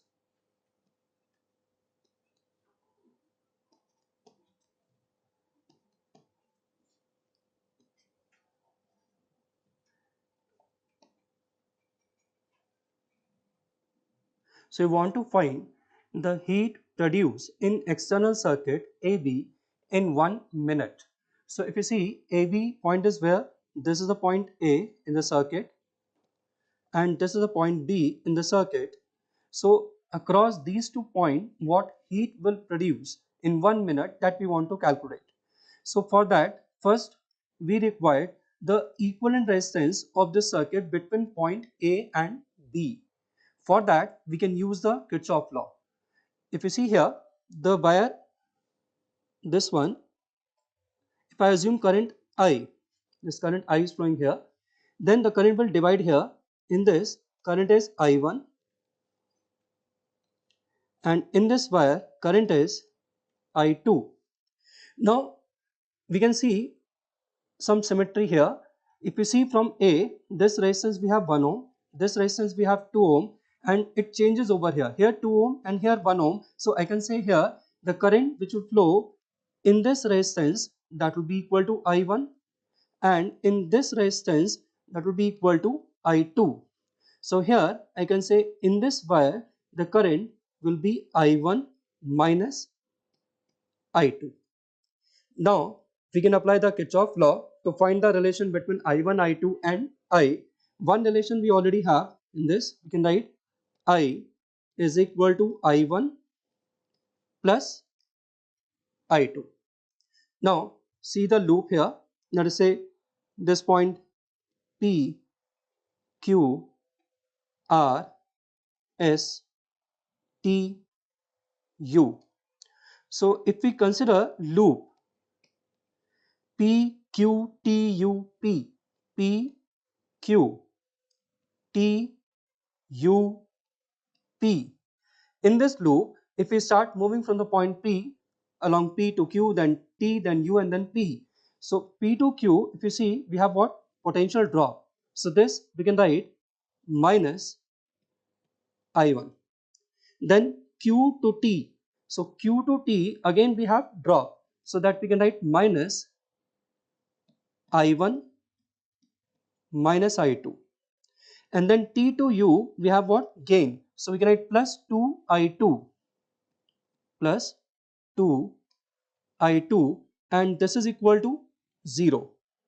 So if we solve this equation, then what relation we get here? That is 2I1 is equal to 3I2. So we have the relation between I1 and I2, and one relation we have here, that is I equal to I1 plus I2. So in this, if I substitute I1 in terms of I2, then I can write I is equal to 3I2 by 2 plus I2.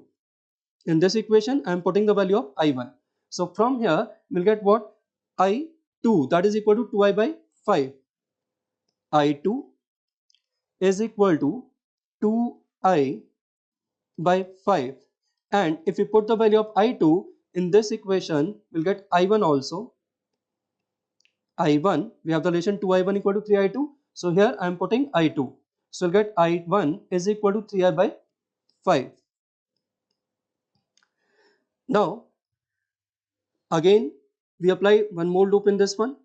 So this P, Q, R, S, T, U, and let us say this is L point and this is M point. So now I am taking the loop, that is L, P, U, T, S, M, and then again L. So next loop we are considering here.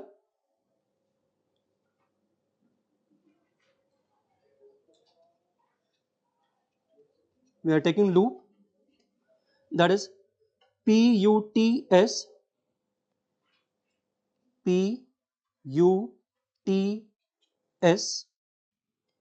then M, L, and then again P, M, N, then again P. Now in this, if we apply the loop law, so here if you see, I am moving from P to U, then T. So here we have drop minus 2I2. Then again here we have a drop minus I1. Then in this wire, if you see, the current is I. Then here this resistance we have 1 ohm. So in this again drop minus I, and across this source 9 volt source we have again plus 9 volt. So I can write equation here, that is minus 2I2 minus I1 minus I plus 9 is equal to 0. Now in this equation we can put I2 and I1 as we already calculated in terms of I. So I can write here minus 2 into 2I by 5, then I1, that is 3I by 5, 3I by 5 minus I plus 9 is equal to 0. So from here I can calculate, that is 9 is equal to 12 by 5 into I. Now you can think like this, if you see this entire circuit, then the whole thing I can replace with the single resistance. Then I can say here we have an overall resistance R, the source 9 volt, and the current I. Then I can write 9 is equal to I into R. So from here R is equal to what? That is 12 by 5. And further we can write resistance between A and B point. A and B point some equivalent resistance and 1 ohm resistance in series with this. So you can write, that is RAB, resistance between AB plus 1 ohm is equal to 12 by 5 ohms. So RAB, resistance between A and B, that is how much? That is 12 by 5 minus 1 is equal to 7 by 5 ohms. So this is a resistance between A and B. Now we can calculate the heat dissipation. We can write heat H, this will be equal to I square RAB into T. The value of I we can write from here, that is 9 into 5, 45 by 12. So 45 by 12 whole square into RAB, that is 7 by 5, into 1 minute, that is 60 seconds. So from here we'll get the value of the heat dissipation, that is 1180.8 joules. So here if you see the option 1, that is the answer, you can say 1181.25 joules. Now the next question, if you see here, 10 mole of oxygen is heated at constant volume from 30 degrees Celsius to 40 degrees Celsius, and the change in internal energy of the gas is in calorie we have to calculate. So you can see this is a question from the thermodynamics, and in this we have to relate the change in internal energy. So we know that change in internal energy delta U in any process, we can write NCV T final minus T initial. So here Cp is given and R value is given. So we know the relation Cp minus Cv is equal to R. Cp, that is 7 calorie per mole per degree Celsius.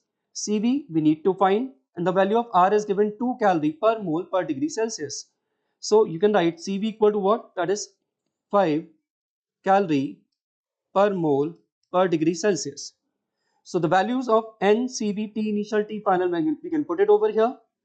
So delta U, change in internal energy in the process, we can write N 10 moles, Cv, that is 5 into T final 40 degrees Celsius minus T initial 30 degrees Celsius. So that is equal to 10 into 5 into 10. So we can say in calories, this amount of change in energy is 500 calories. Now this next question, if you see here, it is a question of the rotation motion. Now in this, if you see a rod of mass m and length L suspended by means of two identical inextensible light string as shown in the figure, tension in one string immediately after the other string is cut is, if you see here, this is a thin rod which is connected over here with two strings. Now one of the string is cut. So if one of the string is cut, then this is a situation. Let's say the right string, it is cut over here. Now if at this instant I will draw the free body diagram of the rod, then what forces are acting on it? We can say mg is acting downward direction and tension T is acting in upward direction. These are the two forces acting on the thin rod. So if I write the net force acting on the rod, so I can write mg minus T. This should be equal to mass into acceleration of center of mass of the rod, that is ma. I'm assuming a is the acceleration. So this is one of the equation.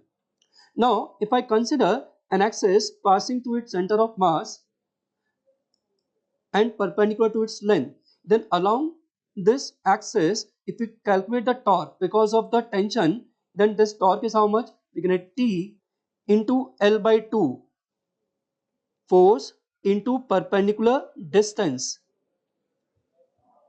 and the direction of torque, that is inwards. You can say torque that is in inward direction. Now mg torque about this axis, that is 0, because the line of action of force is passing through the axis of rotation. So we can say T into L by 2 is equal to I into alpha, and the value of I is what? That is ml square by 12. ml square by 12 into alpha. So from here we get T is equal to L, one power will be cancelled, 2, here it will be 6. So m L alpha by 6. So this is a tension. Now if you see here, this is a rod. For this acceleration of center of mass, that is A, in downward direction, and alpha, that is also inwards, as the net torque is in inward direction.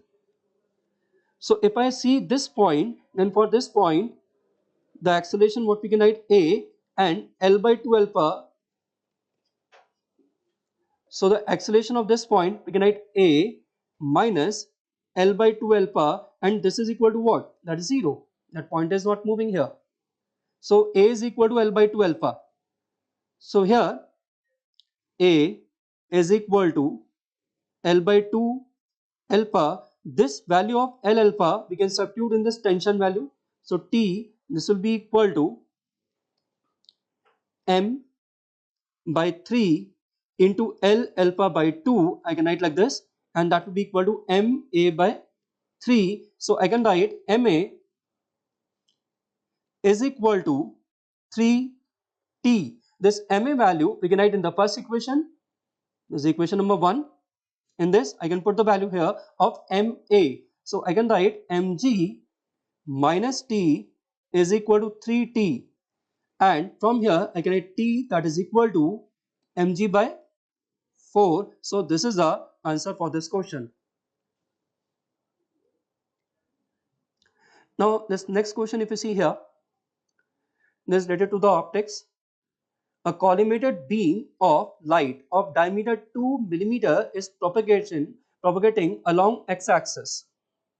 The beam is required to be expanded in a collimated beam of diameter 14 mm using a system of two convex lenses. If first lens has focal length 40 mm, then the focal length of second lens in millimeter we have to find. We can take two lenses here, two convex lenses. The one is this one,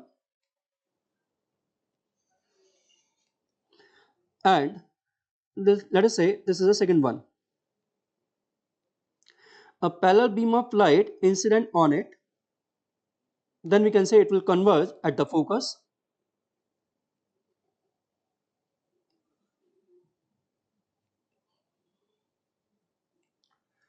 And here what we required, the final beam of light, that should also be a collimated beam of light of diameter 14 millimeter. Then I can say if this is having focal length f1 and this lens is having focal length f2, then this length should be f1 and this length should be f2, and this width, that is the diameter of the beam, that is 2 millimeter. And if it is a and this point is the focus of this second lens, then after this also the beam of light will become what? Parallel beam of light. And for this we have diameter 14 millimeter. Now if you see here, if I consider A, B, C, D, E, from the two triangles, from triangle ABC and triangle CDE, we can write 2 millimeter upon F1. F1 is 40 millimeter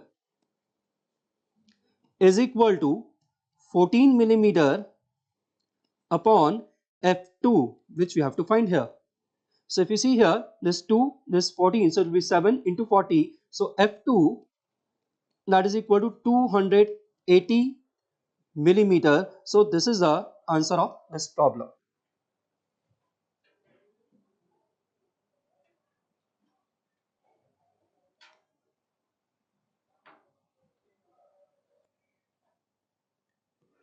So let us continue our discussion on morning paper.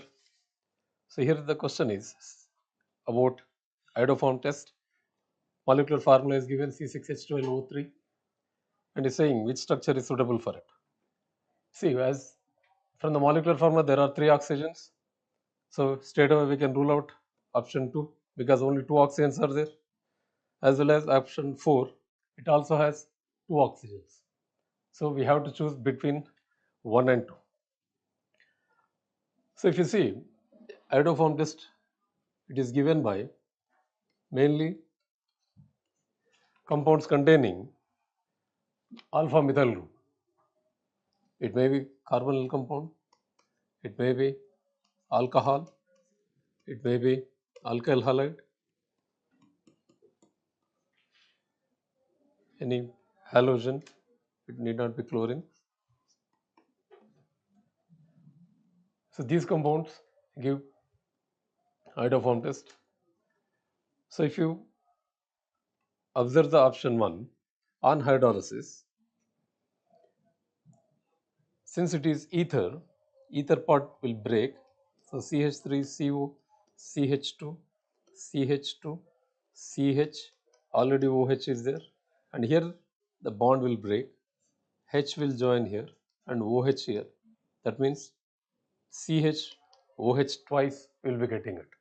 As two OH groups are on same carbon, it will be unstable. So what will happen? CH3, CO, CH2, CH2. It undergoes dehydration and converts into aldehyde. Now, if you see this, it has alpha methyl group. So it can give positive iodoform test, and tolerance test is given by aldehyde. So both the functional groups are present in this compound. Here aldehyde, this part gives tolerance test and this part gives you haloform test or iodoform test. So as per that, our answer must be option 1. Alright. So next let us move on to the another question. Consider the following statements. It is asking about which might be true here. Propanol and propanone both have same molecular formula and both are functional isomers. So first statement is correct statement. Ethoxyethane is nothing but diethyl ether, and methoxypropane nothing but methyl N-propyl ether or methyl isopropyl ether. Since it is based on memory, we are not sure whether it is 1-methoxypropane or 2-methoxypropane. But anyways, these two have same molecular formula and they differ in the size of alkyl groups on both sides. So second statement is also correct. Butene shows optical isomerism, even whether it is cis-butene or trans-2-butene. Both have plane of symmetry. If plane of symmetry is present, it cannot be optically active. So option C is incorrect. But1ene and but2ene is saying that functional isomers.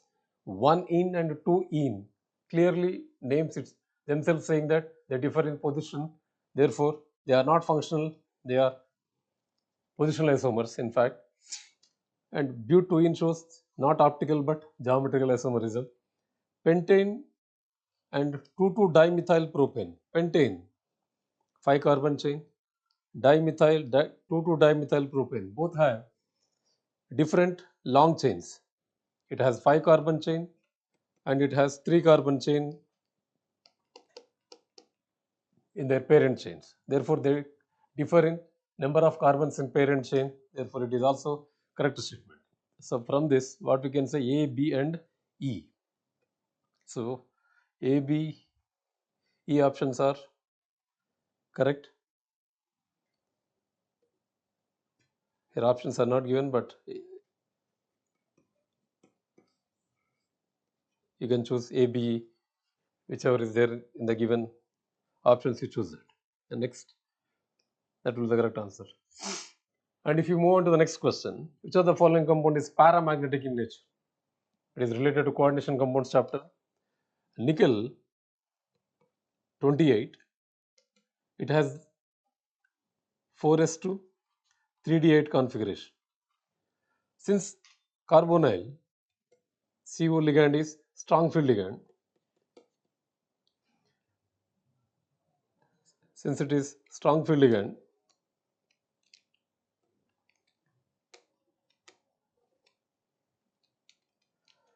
what happens is rearrangement takes place. So 4s electrons will join 3d, so it becomes 3d10, 4s0, because nickel has 0 oxidation state. So 4s is vacant, 4p is vacant.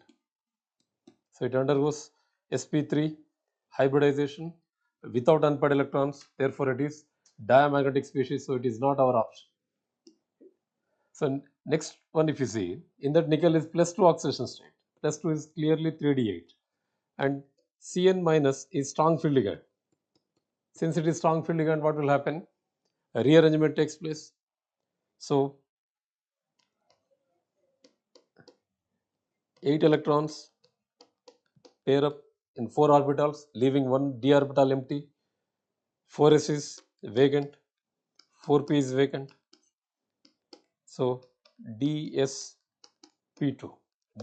is square planar and no unpaired electron, so it is also diamagnetic. And when it comes to NiCl4, Cl minus is weak field ligand.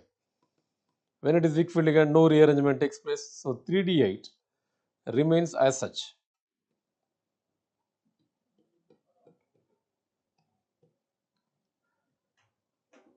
So 4s is vacant, 4p is vacant, so it undergoes sp3 hybridization with 2 unpaired electrons. Therefore, it will be paramagnetic. And if you want to find its magnetic, it will be around 2 into 2 plus 2. So root 8 Bohr magneton will be magnetic moment.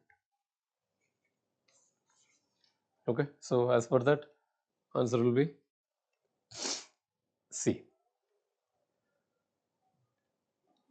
And next, if you move on to this question, C48, it is a roadmap question. C4H8 treated with HCl, C4H9Cl we are getting, treated with ammonia, we will get amine. Is saying it is optically active, and treated with the diazonium salt, and we are getting alcohol. It is treated with HNO2. So diazotization takes place, and followed by hydrolysis, it gives alcohol. So based on this, we have to identify which sequence is correct. If you go by the first option, let us say it is correct. But if you add HCl, as per Markovnikov rule, HCl should add so that we should get 2-chlorobutane. But he gave 1-chlorobutane, so first option is incorrect. And if you go by the second option, but2ene is given. To this, if you add HCl, again you will be getting 2-chlorobutane as per Markovnikov addition. So option 2 is also ruled out. If you go by 3, first part is correct. Suppose if it is but1ene is correct. If you add HCl, you will be getting 2-chlorobutane. 2-chlorobutane is treated with NaNO2 and HCl. 2-chlorobutane is treated with ammonia. I'm sorry. So when it is treated with ammonia, Cl should be replaced by NH2. But he gave OH. So that is incorrect. That's why it is also ruled out. And if you go by option 4, but2ene, if you add HCl, you will be getting 2-chlorobutane with HNO2 at 0 to 5 degrees Celsius. It forms carbocation, and then on hydrolysis it gives alcohol, butane 2-ol. Therefore option 4 will be correct option. Okay. And one more question. Out of the following, how many compounds have tetrahedral geometry? We all know to have tetrahedral geometry, hybridization must be sp3. It is NH4 plus. So nitrogen, fifth A group or 15th group. So it has 5 electrons, positive charge. So you can eliminate 1 electron. 4 are bonded with 4 hydrogens. So it forms 4 sigma bonds. Therefore it is sp3 tetrahedral. So ammonium ion is correct. That is tetrahedral geometry. NaCl4 minus 2. The previous question only we have seen, it is also sp3 tetrahedral, so it is also correct. But if you see XeF4, it has 8 valence electrons. 4 fluorines form 4 sigma bonds, leaving 2 lone pairs. 4 sigma bonds and 2 lone pairs. So 4 plus 2, if I take it is 6. 6 will be sp3, D2 hybridization, and its molecular geometry will be square planar. 4 fluorines occupying same plane, and 1 lone pair above and 1 lone pair will be below. So it is not the tetrahedral, it is square planar. PTCl4 minus 2. Whether it is 4D series or 5D series element, any ligand if you take, generally they act as strong field ligands, and as coordination number is 4, so coordination number 4 and strong field ligand because of 4D or 5D series. Platinum is 5D especially. That means it will be square planar. It is not tetrahedral, so it is also ruled out. And copper NH3 plus 2, under the limitations of valence bond theory, we will be discussing it. It is supposed to be tetrahedral, but actually it will be square planar because Cu plus 2 is D9 configuration and ligand is strong field. So strong field ligand pushes electron into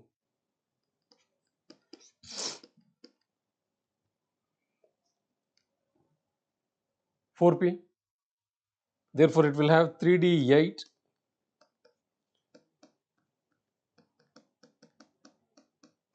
by leaving one orbital empty, 4s and 4p1. So now if you see 1, 2, 3, 4. So it undergoes DSP2, or in standard books you will find it as SP22. Both are square planar anyways. So it is also not tetrahedral geometry. Boron trifluoride, it is forming 3 sigma bonds without any lone pair, so it is trigonal planar. So it is also not tetrahedral. NaCO4, in previous question only we discussed that. So NaCO4 is sp3 hybridization, because all electrons are s electrons are joining 3d. So 3d becoming 3d10, 4s and 4p are vacant. So since it is sp3, it is also tetrahedral. So as per this, ammonium ion 1, this is 2 and this is 3. So number of compounds having tetrahedral geometry, for that the correct answer is 3. Hello student, my name is Amit Tyagi and I'm going to discuss few more questions of today's morning shift paper. So just see this one, these are related to the fluid dynamic questions of venturi meter. Now here it is given that find the volume flow rate in the venturi meter given below in which water is flowing. Cross section area at A and B is small a and capital A, and small a by capital A by small a equal to 2, and capital A is root 3 meters square, and density is given 1000 kg per meter cube. So here if you see, for the flow rate of the liquid, what we require, that is A into V. We can write flow rate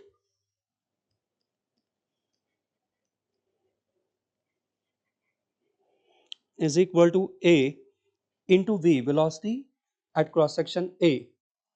So here we know the area of cross section, but we don't know the velocity of the fluid at point A. So with the help of Bernoulli's theorem, we can relate the velocity at point A. If you see at point A and B, if I consider pressure at point A, PA, and pressure at point B, PB, then I can write the Bernoulli equation here, that is PA plus half rho VA square is equal to PB plus half rho VB square. So here in this PA and PB values we can relate. If you see in this, is a diagram given to you.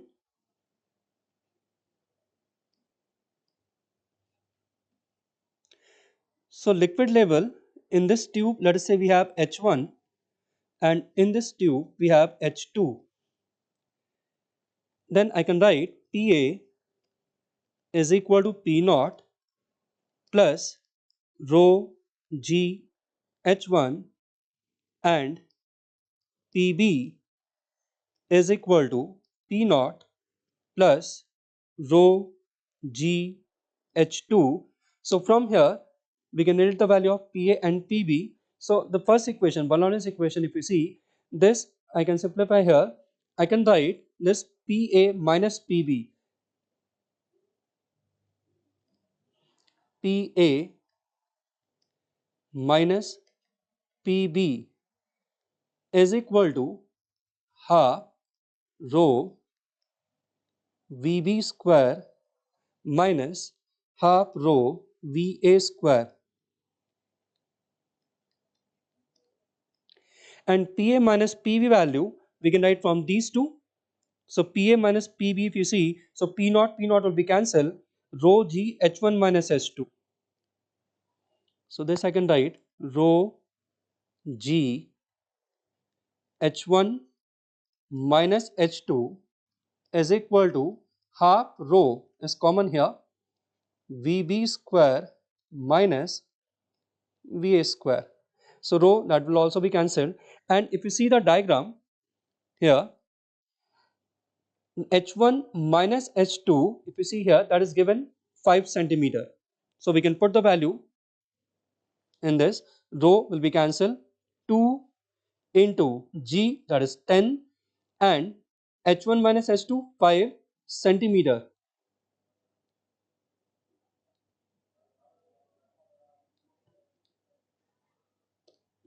So it will be 5 by 100. So this we have here. Now in this we can use one more equation, that is what? Equation of continuity. So here I can write A into VA is equal to small a into VB. Now if you see the problem statement, in that capital A by small a is given 2. So this value we can use here. I can write VB is equal to capital A by small a into VA, or I can write this is equal to twice of VA. Now this VB I can substitute in this equation. This side, left hand side, if you see, it will become what? 1 is equal to 4 VA square minus VA square. So I can write 1 is equal to 3 VA square. So we can write VA equal to 1 by root 3 meter per second. So this is the velocity at cross section A. So we can write volume flow rate. So this volume flow rate, now we can write that is A into V. So that is equal to A into VA. A, that is given, if you see here, the data is given, A is equal to root 3 meter square. We can put the value root 3 into 1 by root 3. So that is equal to 1 meter cube per second. So this is the volumetric flow rate in the tube. Now the next question, if you see here, so that is what? Two rods of equal length of 60 centimeter each are joined together end to end. Coefficient of linear expansion of the rods are given 24 into 10 to the power minus 6 per degree Celsius and 1.2 into 10 to the power minus 5 per degree Celsius. Their temperatures are same and equal to 30 degrees Celsius, which is increased to 100 degrees Celsius. Find the final length of the combination in centimeters. So here, if you see, we are combining two different rods side by side. This like this, combining end to end over here. Let's say one rod is up to here, ln, the other one is also ln, but they have different coefficient of linear expansion, that is alpha 1 and alpha 2, and for both of them the temperature rise is what? Same. So change in length of the composite rod, change in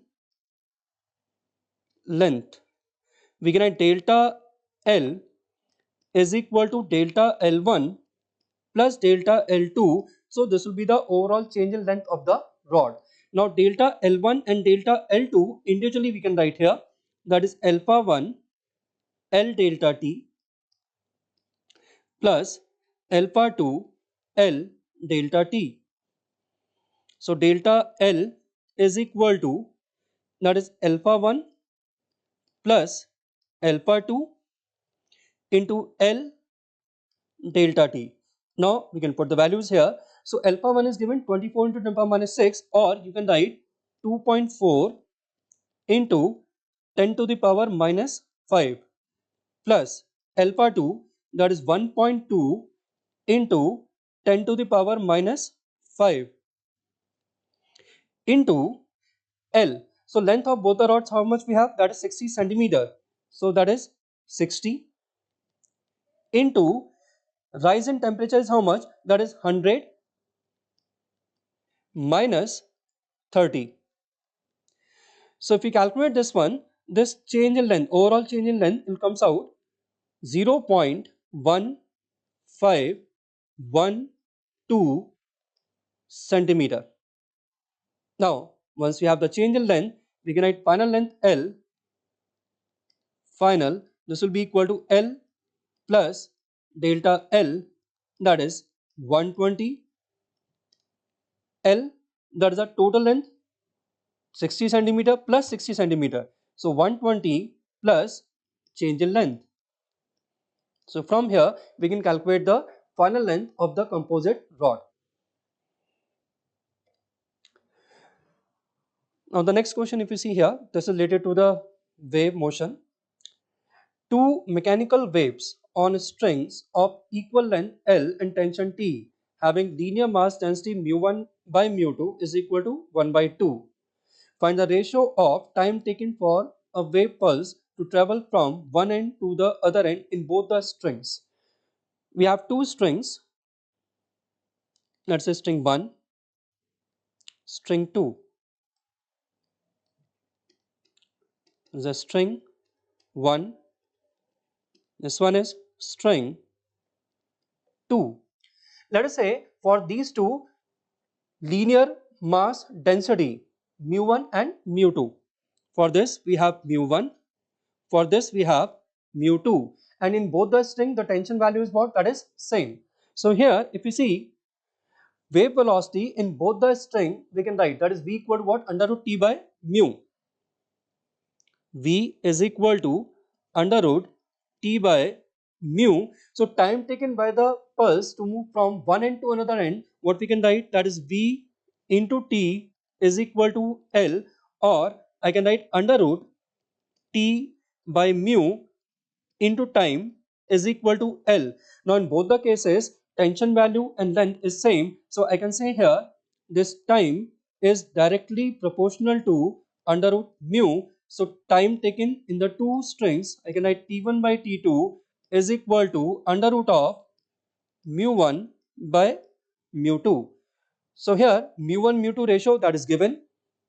So from here we can find the ratio of T1 and T2, that is 1 by root 2. Now this question, if you see, a curve is given between potential energy of a particle and its position on x-axis. Given tan theta 1 1, tan theta 2 3 and tan theta 3 is equal to minus 1 by 2. If FAB be force acting on the particle during A to B, similarly FBC, FCD and FDE are the forces during B to C, C to D and D to E respectively. Arrange magnitude of these forces in decreasing order. Now here if you see the force acting on the body, we can relate with the slope of the graph. The conservative force I can write minus du by dx, and du by dx is nothing but the slope of this u versus x graph. So here we have to relate the magnitudes. He is asking regarding the magnitude. So F AB, now this will be equal to slope of AB portion, that is tan theta 1, I can write this is equal to what? 1. Then FBC, that is what? Tan theta 2. So tan theta 2 value is how much? 3. Then FCD. Now FCD, if you see, the slope is what? 0. So here I can say the force is 0. And finally FDE. Now important thing is what? Magnitude we are talking about. So magnitude we can write what? That is half. Tan theta 3 is given that 1 by 2. So here if we have to arrange them in decreasing order, so the maximum force is what? BC. Then after that AB.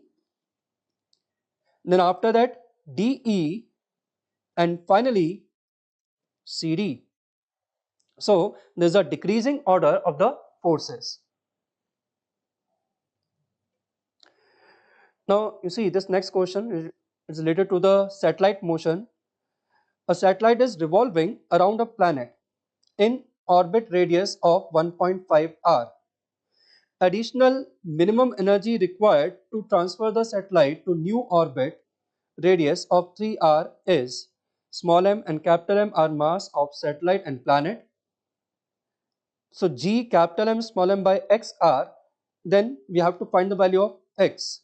So here if you think about the energy of the satellite in any particular orbit, so energy of the satellite in that orbit, what we can write, that is equal to minus g capital M small m by 2r, where r is a orbital radius. Orbital radius. So here, if you see, initially the orbital radius is 1.5 r. So I can write initial energy, that is minus g capital M small m by 2 into 1.5 r, that is minus g capital M small m by 3r. So this is the initial energy of the satellite. Now we are transferring it into the another orbit having orbital radius, that is 3r. So final energy we can write E final. This will be equal to minus g capital M small m by 2 into orbital radius, now it is 3r. So this is equal to minus g capital M small m by 6r. So energy needed, extra energy needed to transfer the satellite from this initial orbit to the final orbit. So that we can write E is equal to E final, or we can write delta E, let us say extra energy needed, E final minus E initial. So that is minus of G capital M small m by 6r minus of minus G capital M small m by 3r, or we can write delta E. This will be equal to minus G capital M small m by 6r plus G capital M small m by 3r. This minus minus will become plus. So from here we can calculate the extra energy needed, that is how much, that is G capital M small m by 6r. So we'll get the value of capital X, that is equal to 6. Now here you see, this is the question related to the combination of springs. There are two springs of spring constant K1 and K2. If they are connected in parallel, then percentage error in equivalent spring constant of the combination is, so combination, if we write parallel combination, then K equivalent, that is equal to K1 plus K2 in parallel combination. So here if we think about the error in the equivalent spring constant, so that we can write what, delta K is equal to delta K1 plus delta K2.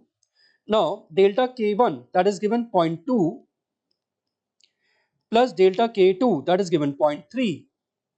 So this is equal to 0.5. So percentage error is what, that is delta K by K into 100. This we want to calculate. So delta K by K. So here I can write 0.5 upon K is K1 plus K2 into 100. So that is 0.5 upon K1 plus K2 is how much, that is 20 plus 30 into 100. So that is 50 upon 50 is equal to 1. So 1%, that is the percentage error in the equivalent spring constant of the combination.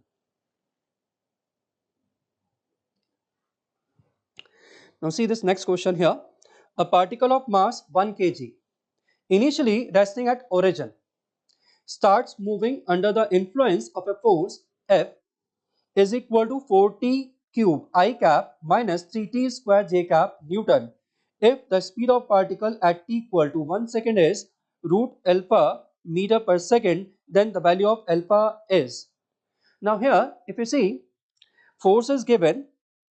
With the help of this, what we can calculate, that is the acceleration.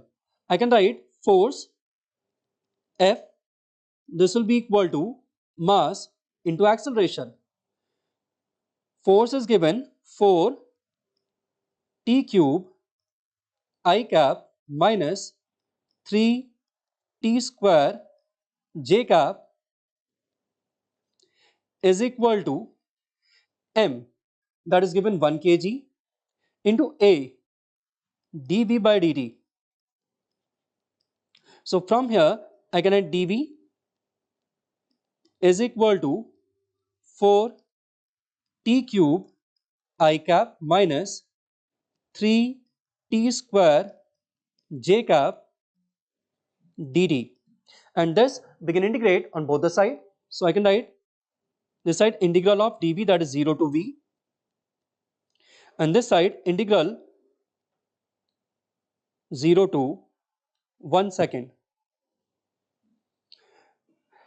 Now here integral of dV, that will be V, is equal to, now this integration will be 4 t to the power 4 by 4 I cap minus 3 t cube by 3 j cap 0 to 1 second. This 4 will be cancelled, 3 will be cancelled, and we can put the limits. So you get V is equal to what? That is I cap minus j cap. So magnitude of velocity I can write that is equal to under root 1 square plus under minus 1 square, that is equal to root 2 meter per second. So that is a velocity of the speed of the particle at t equal to 1 second. Now this question, if you see, is related to the optical instrument. In this, given that focal length of objective lens and eyepiece lens are 1.25 centimeter and 5 centimeter FO, that is 1.25 centimeter, and eyepiece lens FE, that is 5 centimeter, and tube length is 26 centimeter, tube length L, that is 26 centimeter. Find the magnification of compound microscope in normal adjustment. So this magnification we can write M in normal adjustment, that is what? That is L upon FO into D upon FE. Now all the values we know. L, that is 26, FO, that is 1.25 into D value, that is the least distance of distinct vision. So that is 25 upon 5. So this will be the this is the magnification of the compound microscope in normal adjustment condition. So this is a question based on limiting reagent, but we have to read the options carefully. It is to find out incorrect option, right? So the reaction is given, reaction is balanced, calcium plus 2 times of hydrogen chloride will form calcium chloride and hydrogen gas. And they are saying that the HCl is present in excess amount, means calcium is the limiting reagent. 14 gram of calcium, atomic mass of calcium must be given in the question, that is 40. So this is number of moles of calcium. So according to the balance reaction, when calcium will completely react, there is formation of 14 by 40 moles of calcium chloride and 14 by 40 moles of hydrogen gas. Now looking the question, if you are smart, you can see that there are two options, first option and fourth option, in which we have to find one option, because we have to find one incorrect statement. So if we try to find out what is the mass of calcium chloride, so we can write that the mass of calcium chloride is equal to the number of moles, that is 14 divided by 40 multiplied by the molar mass of calcium chloride. So 40 plus 71 is 111. So this calculation you have to do. After doing the calculation, we are getting this as 38.85 gram. So if you are smart, if you want to save the time, you got the answer, because this is correct. So definitely the fourth option will be wrong.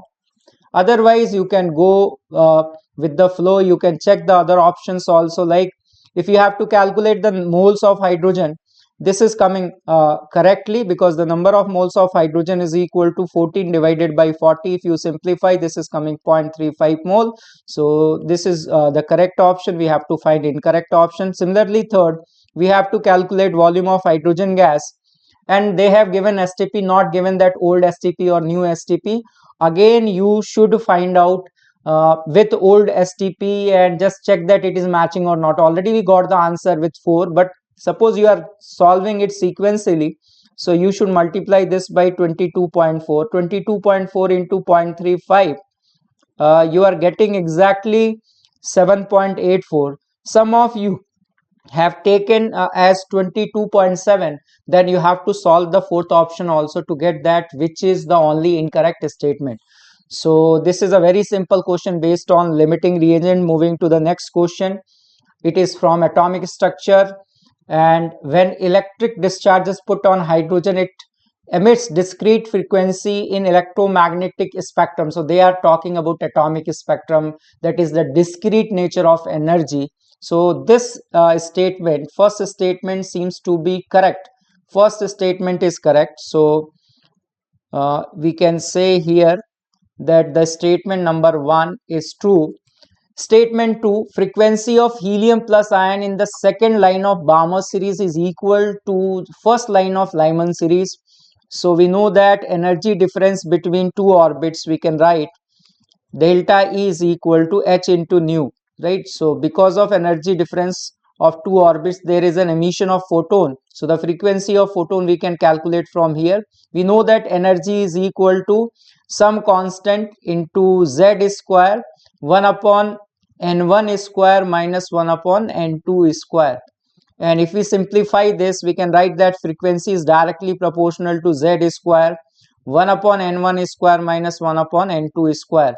So the second line of Balmer series, if I calculate for helium plus ion, z square will be 4. Second line of Balmer series, so n1 is equal to 2 square, that is equal to 4, minus second line means electron is moving from fourth orbit to second orbit, so this is 1 upon 16. If we simplify, we can say that mu is directly proportional to 1 by 4 into, if you simplify this, this will become 1 and this will become 1 by 4, so this is equal to 3 by 4, right? So we can say here that frequency is directly proportional to 3 by 4. For Lyman series, if we calculate, that is equal to z square will be 4, right? So equal to first line of Lyman series. For Lyman series, n1 is equal to 1 and n2 is equal to 2. So 1 minus 1 by 4. So if we simplify this value, we are getting the same thing, right? So frequency of helium plus ion of second line of Balmer series is equal to the first line of Lyman series. So I think that here something is missing here. First line of Lyman series of hydrogen atom, if it is there, then it is going to be true, right? So from here we are getting that first option is correct and second option is correct. So according to the given option, first will be the answer for this. I think that here it should be mentioned that frequency of helium ion of second line of Balmer series is equal to the first line of Lyman series of hydrogen atom, and then we can match it. Okay, so moving to the next question, the third question, 1 gram of Ab2 solid is dissolved in 50 gram of solvent such that delta TF is 0.689. When 1 gram of Ab is dissolved in 50 gram of same solvent, delta TF is 1.176. Find molar mass of Ab2. Kf is 5 Kelvin kg per mole. Ab2 and Ab are non-electrolyte. Report to the nearest integer. So here if we try to write, it is non-electrolyte, so Van't-Hoff factor I is equal to 1. So delta TF is equal to Kf into molality. So the value of Kf is given, that is equal to 5. Delta TF value for the first solute Ab2, we can write here this value is equal to 0.689. So 0.689 is equal to 5 into molality. We have added 1 gram of the solute. Molar mass of the solute, we can write atomic mass of A plus 2 times of atomic mass of B, and the mass of the solvent is 50 gram multiplied by 1000. This is molality, right? So if we try to simplify this, we can write here, this will cancel 10 and this will cancel, 100 will come. So from here we can say that A plus 2 times of B is equal to 100 divided by 0.689.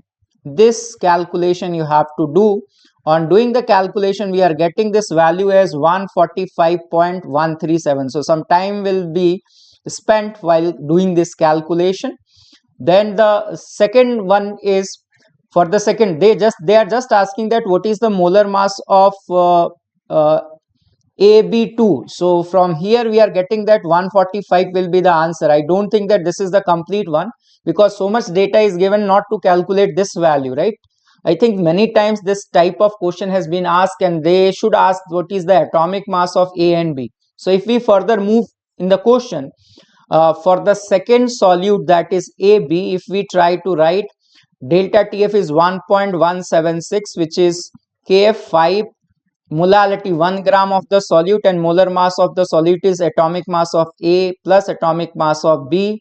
Mass of the solvent is again 50 gram multiplied by 1000. If we simplify, again we can write that A plus B is equal to 1000 divided by 1.176. If you do this calculation, you are getting this calculation as 80. I think 80 will come, sorry, 85 will come if you do the calculation. So 85, I think it is coming now.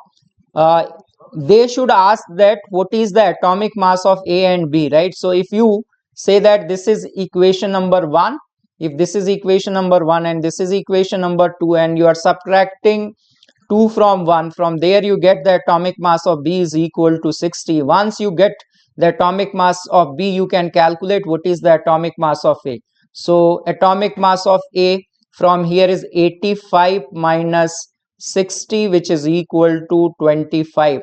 So I think that the correct question would be, what is the atomic mass of A and atomic mass of B? So this is a question, and these type of questions are very common. I think that this is a very easy question, just you have to give time for calculation. So the next question is discussed by my colleague. So thank you very much. So one more question in JEE Main's morning session paper. It is related to qualitative analysis. In this question, PbCl2 is treated with K2CrO4. So Cl and K, they are combining to form KCl. So A must be PbCrO4, that is lead chromate. So PbCl2 plus K2CrO4 giving rise PbCrO4 plus 2KCl. So A must be lead chromate, and that lead chromate is treated with sodium hydroxide. Excess is saying, so in the first step what happens, if you just consider double decomposition reaction. So let us say it is PbOH twice plus NaCrO4, Na2CrO4. Since it is P block compound of P block element, in excess NaOH it is soluble, and it forms Na2PbOH4. So sodium plumbate will be getting, that is compound B, and this compound is treated with PbSO4 is treated with ammonium acetate. Again, if you consider double decomposition reaction, so lead acetate you will get plus ammonium sulfate you will be getting. So lead acetate will be compound C. So as per this, correct option will be, it should be option 2, PbCrO4, Na2PbOH4, and lead acetate should be compound C. Right. So next, let us move on to another question. It is also related to inorganic, especially chromal chloride test. In that we will come across this. Sodium chloride treated with dichromate in presence of concentrated H2SO4, you will be getting CrO2Cl2.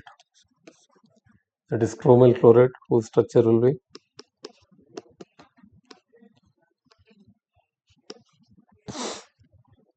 so in that oxidation state of each oxygen is -2, chlorine is -1, and chromium will be plus 6.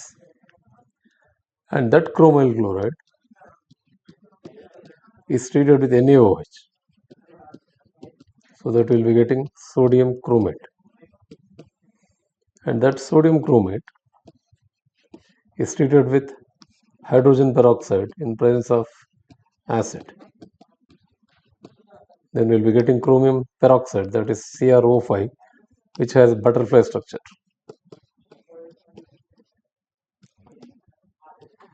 This is CrO5 structure. In that, 2 peroxy bonds are there, so each oxygen will be -1 and this will be -2, and chromium oxidation state again +6. Now let us see what is asked in the question. If number of O2 minus 2 in compound C is X, so how many O2 minus 2 are there in compound C?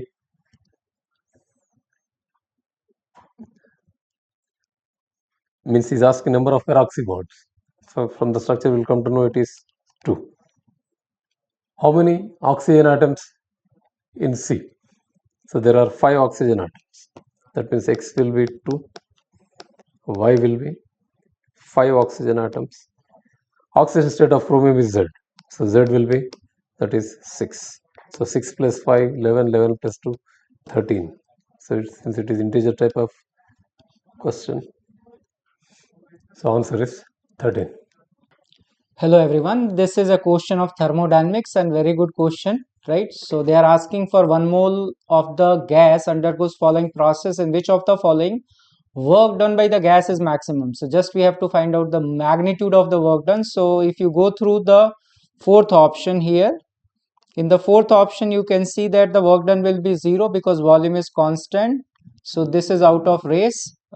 Now moving to comparing these two options, right, this option and this option, we can directly say here that the work done is area under the graph, right? This graph will be the work done, magnitude of work done, and here this is area enclosed. So obviously we can discard the second point because this area is greater than this one.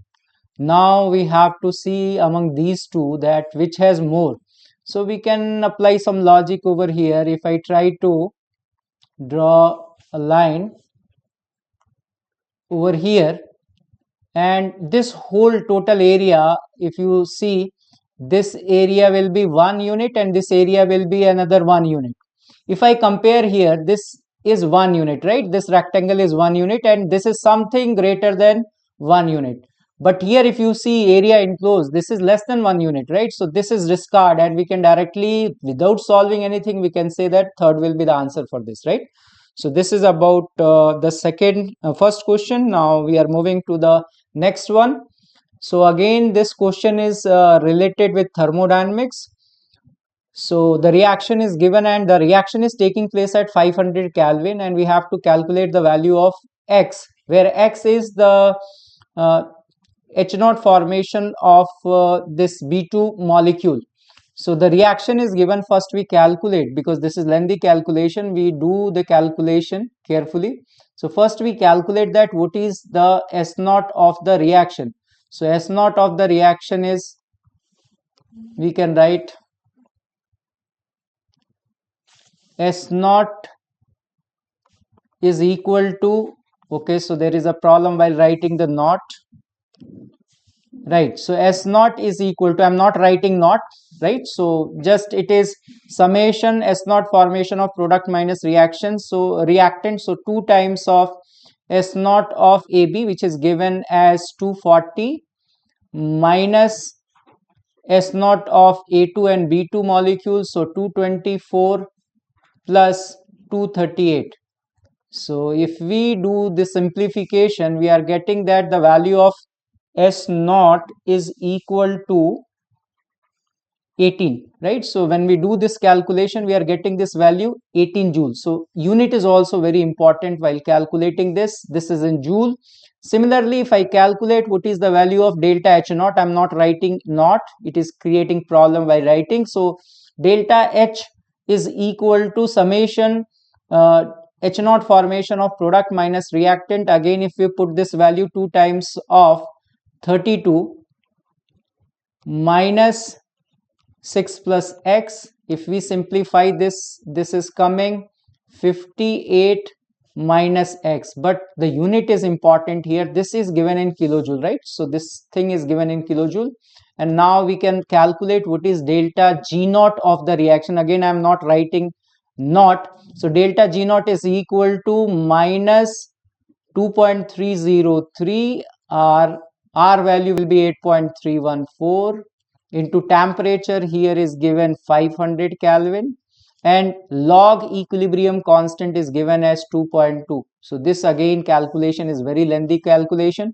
So when we do this calculation, we are getting that this value is equal to minus 21.06, and this value is coming in kilojoule, right? So now we can use the formula that delta G naught is equal to delta H naught minus T delta S naught, and from there we can calculate the value of x. So delta G naught is equal to minus 21.06.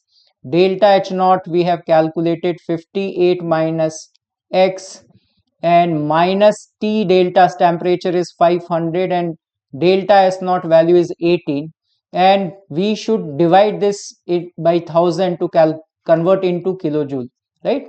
So now if we simplify, this value is coming 9, this is 9, and we can write that this is minus 21.06, this is equal to 58 minus x minus 9.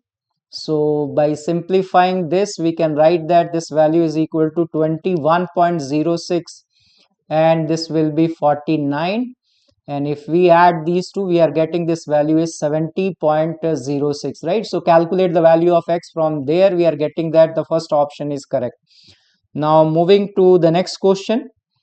Again, this is a question of thermodynamics, so I think there are 3 questions from thermodynamics. This is an easy question. 10 mole of oxygen gas is heated at constant volume from 30 degrees Celsius to 30 to 40 degrees Celsius. The change in internal energy of the gas. So ideal gas participating in any process, we can write that delta U is equal to NCV delta T. 10 moles of gas is given, and the value of Cp is 7. So Cv will be 5 calorie per Kelvin per mole, and delta T is 10 degrees Celsius. So if we multiply, we are getting that this value is equal to 500 calorie. So we have to represent the answer in calories, so it will be 500. Moving to the fourth question and the last question. This is a good question. pH and conductance of a standard solution of HX are given. So pH value is equal to 5, and the value of conductance, right, that is 1 upon resistance, which can be represented by capital G. The unit here mentioned is wrong, right? Okay, right, it is right, only 1 upon resistance is so this value is equal to 4 into 10 to the power minus 5 per ohm means Siemens. The standard solution means the concentration of this acid is equal to 1 molar, and the pH is given. pH means C naught alpha. I can write that is H plus ion concentration, which is equal to 10 to the power minus 5. So the degree of dissociation is very small, and that is given in the question. So alpha is 10 to the power minus 5. Now we can calculate what is the conductivity of the solution. Conductivity of the solution is equal to cell constant upon resistance. So be careful about the units. So when we are calculating, we are putting length in centimeter, area in centimeter square, and this is in ohm. So I can write that the length is 15 centimeter, area is 1 centimeter square, and they have given conductance. 1 upon resistance is conductance, so we can directly multiply here 4 into 10 to the power minus 5. So we can write that the conductivity of this solution is equal to 60 into 10 to the power minus 5. Now we can write lambda m is equal to conductivity into 1000 divided by molarity. So now if we put the value, we can get that what is the value of lambda m. Lambda m is equal to conductivity. We have already calculated 60 into 10 to the power minus 5. And we have to multiply this by 10 to the power 3. The concentration is 1 molar. So we are getting this value as 0.6. Lambda m is 0.6. we can write alpha is equal to lambda m upon lambda m naught, right? So this we are getting here, lambda m is 0.6, lambda m naught we have to calculate. Alpha, we have already written the value of alpha is 10 to the power minus 5. So from here, if we calculate what is the value of lambda m naught, this value is equal to 6 into 10 to the power 4. And the unit is per ohm centimeter square per mole. But what unit they are asking? They are asking in per ohm meter square per mole, right? So we know that if we convert this into meter, this will become 6 per ohm centimeter ki jagah we can write that meter square per mole, right? So the answer for this is going to be 6. So this is it. I think that the paper is completed with 25 questions. Overall, we can say that there are 1-2 questions of thermodynamics which have lengthy calculation. Otherwise, the paper is easy. So thank you very much.